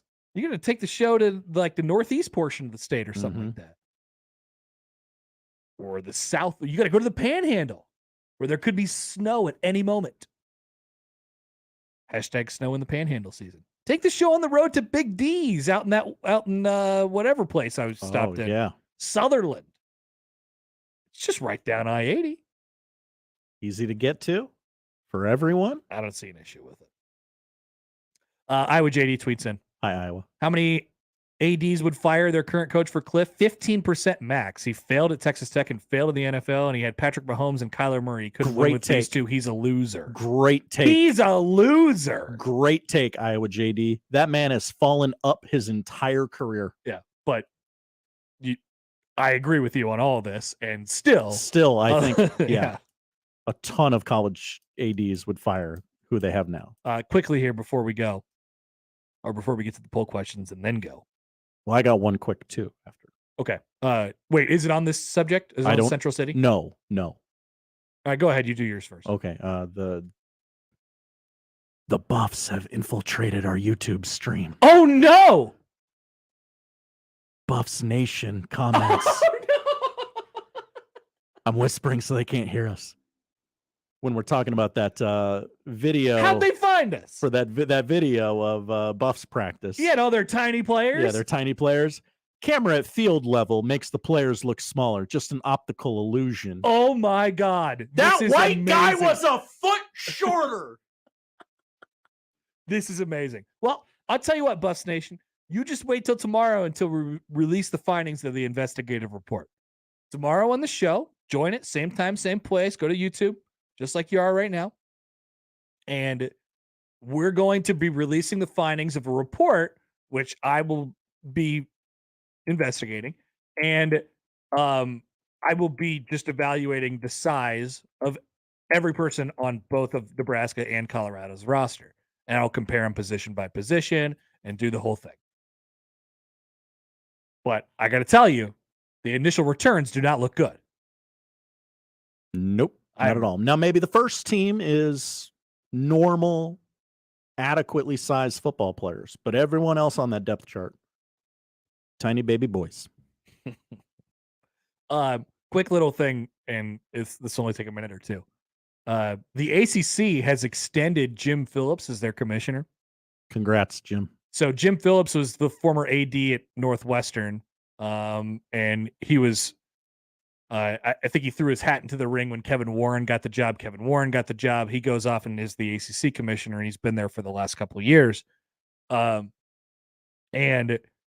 that, I don't care about the ACC side of things. They're still screwed. They got a billion-year TV contract, that they got to deal with. The question is, what does it mean for the Big Ten? The Big Ten, this is according to The Athletic and Nicole Auerbach. I'll just read you this little piece. Oh.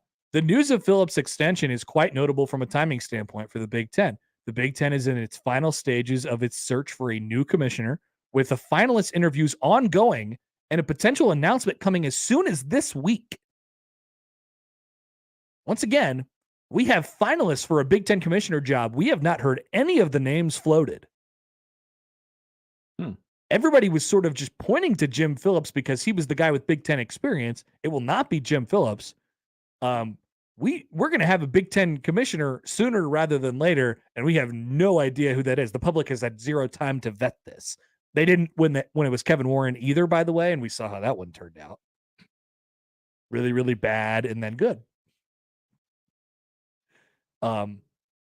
But it's an important time for the Big Ten. By the way, Kevin Warren begins his duties with the Chicago Bears tomorrow.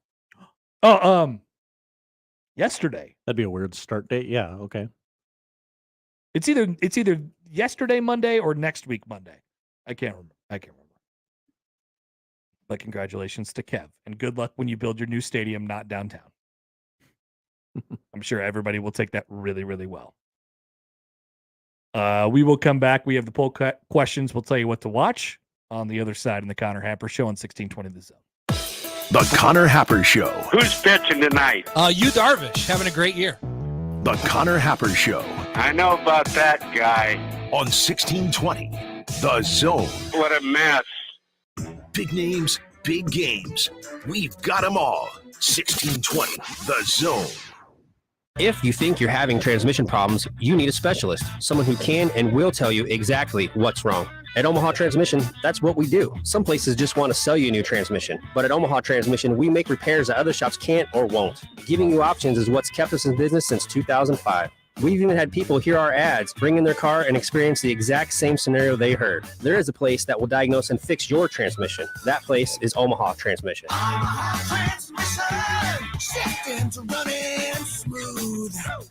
Hey, baseball fans, join the Blur Tailgate at Hilton Omaha this June for our 11th annual hospitality event during the College Baseball Championship Series. Book an experience for your clients or employees with an inclusive bar, buffet, TVs, music, and tailgate games. Secure your spot today and let us handle all the details steps away on the south side of Charles Schwab Field. Visit blurevents.com to book your group, buy tickets, or learn about sponsorships. That's blurevents.com, your college baseball and football tailgate destination. Blur Events takes care of all the work so you can enjoy the day. If you're hiring, it can feel like you're trying to find a needle in a haystack. You can hope the right person comes along, or you can just use ZipRecruiter. And now you can try it for free at ZipRecruiter.com/radio. In fact, ZipRecruiter has helped a lot of business owners find their needle in a haystack, like Marco, president of operations at Telly Tires and Auto Centers. Because Telly Tires has grown a lot in the last few years, Marco needed to hire everyone from a receptionist to a store manager to a head mechanic. ZipRecruiter helps me find all the right people, even the most difficult jobs to fill. ZipRecruiter helps me keep my business running. Take it from Marco and millions of other businesses who've used ZipRecruiter. ZipRecruiter can help you find the needle in the haystack. See why 4 out of 5 employers who post a job on ZipRecruiter get a quality candidate within the first day. And right now, you can try ZipRecruiter for free. That's right, free at ZipRecruiter.com/radio. That's ZipRecruiter.com/RADIO. ZipRecruiter.com/radio. ZipRecruiter, the smartest way to hire. Nerds, here at NerdWallet, we often see people wrestle with financial decisions. Mike is in the ring, up against his nemesis, Indecision. Mike can't decide the best way to save his money, and Indecision has him boxed in. But wait, Mike tagged in NerdWallet. Whew, let's go.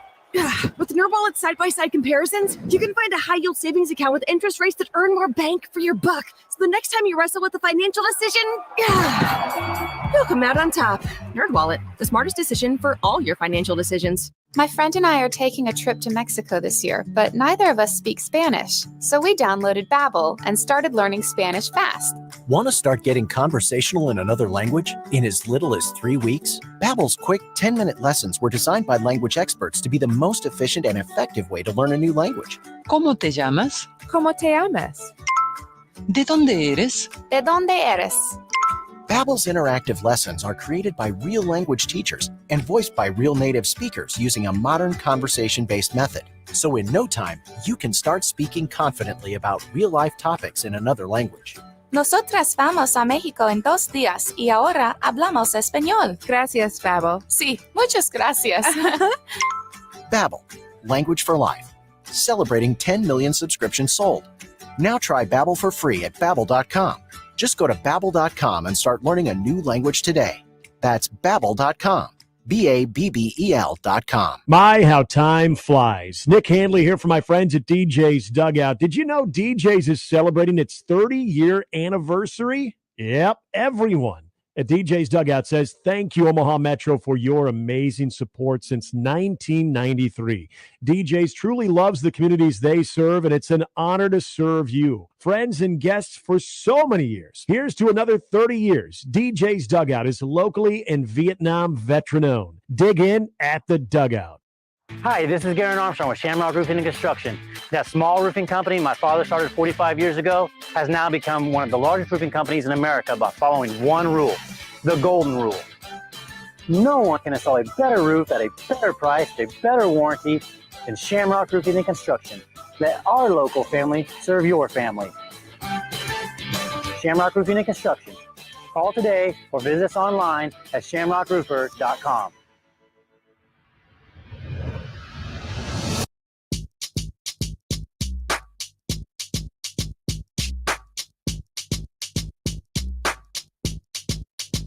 All right, we've had some fun today. I've had some fun at the expense of Tiny Baby Boy. You've had some fun at the expense of me. And we've had several poll questions to go along with. Dare I say, great show today. Yeah, pat yourself on the back, Josh. Great job. We got the Colorado fans all triggered. They're in our YouTube comments now. This is great. Let's do it again tomorrow. Twitter polls at Happer Show. We potentially only have 3 more days of Twitter polls left after today. We'll address that at a later point. Question number 1. Should Roger Goodell... Oh, by the way, did you see our poll questions yesterday? / what did you think of them? I saw a couple. I don't know how many you ultimately There was 3. did. Would you like to be a horse guy? I saw that, and I saw the Nighthawks question. Was the first Omaha Nighthawks game awesome? I love that one. Do you check the price of DQ Blizzards if you want to know how much inflation there is? Feels like there's a story there. I know they had the 85-cent one. Was that yesterday? Yeah, and then we started talking about DQ Blizzards, and I talked about how they used to be like $4, and now they're $8. A little pricey. Yeah. All right. Should Roger Goodell have suspended LaShawn McCoy for spoiling Avengers Endgame? Yeah. Yes. Absolutely. 66% say yes. Books on tape? Love them. Yes. 56% say yes. Is Royals Twitter a scary place? I don't think so. Yeah, it kind of is. Oh. 54% say yes. Ooh. Do you care about severe weather if your team's game is on? Nope, not even a little bit. No. 75% say no.